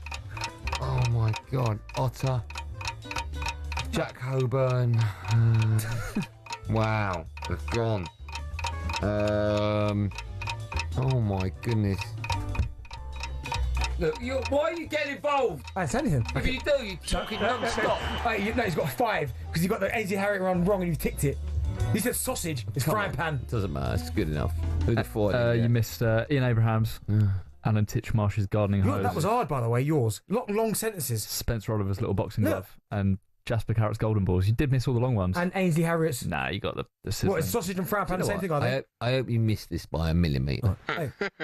You ready, Benty? Oh, Moose? Is that you? Is it right or wrong, Bill? No worries. Yeah, we'll talk to you later, Moose. No worries. You pressed the wrong one there, didn't you, Ryan? Right. You ready? Yeah, go, Benny. Good luck. I'll just talk in the background like you do. No, I'll let yours go. That's a hard one. Lots of articles are going to pass before your eyes. OK, look out for the tricky ones. They're more valuable than they look. OK, good luck with all this. Your 40 seconds starts now. Troy Deeney. Football Factory. Tottenham away. Love it. Ben Stokes' cricket balls. Simon Jordan's pearly whites. I lived in a little village called Makadota. Sam Matterface's face. Wallace and Gromit. No cheese, Gromit. A calculator. Cold Palmer. What? Noel Edmonds. a frog. Cole Palmer, Troy Deeney, a frog. There's another one in there. Simon Jordan's fresh white tea. I'm having that. I'm taking that. fresh. I'm taking that, Bill. It weren't fresh. Well, I'm taking that. No, pearly white. Simon Jordan. That one. Yeah, I'm having that. Go on, dumb man. You've got Jimmy Anderson. No. The captain Stokes. No. He's a cricketer. Yeah, but Ben Stokes is fast balls or something. Yeah. I'm taking that. I'm taking that. No, Billy. Yeah, I'll take it. Right, stand up for yourself. Jasper Carrot Sutton.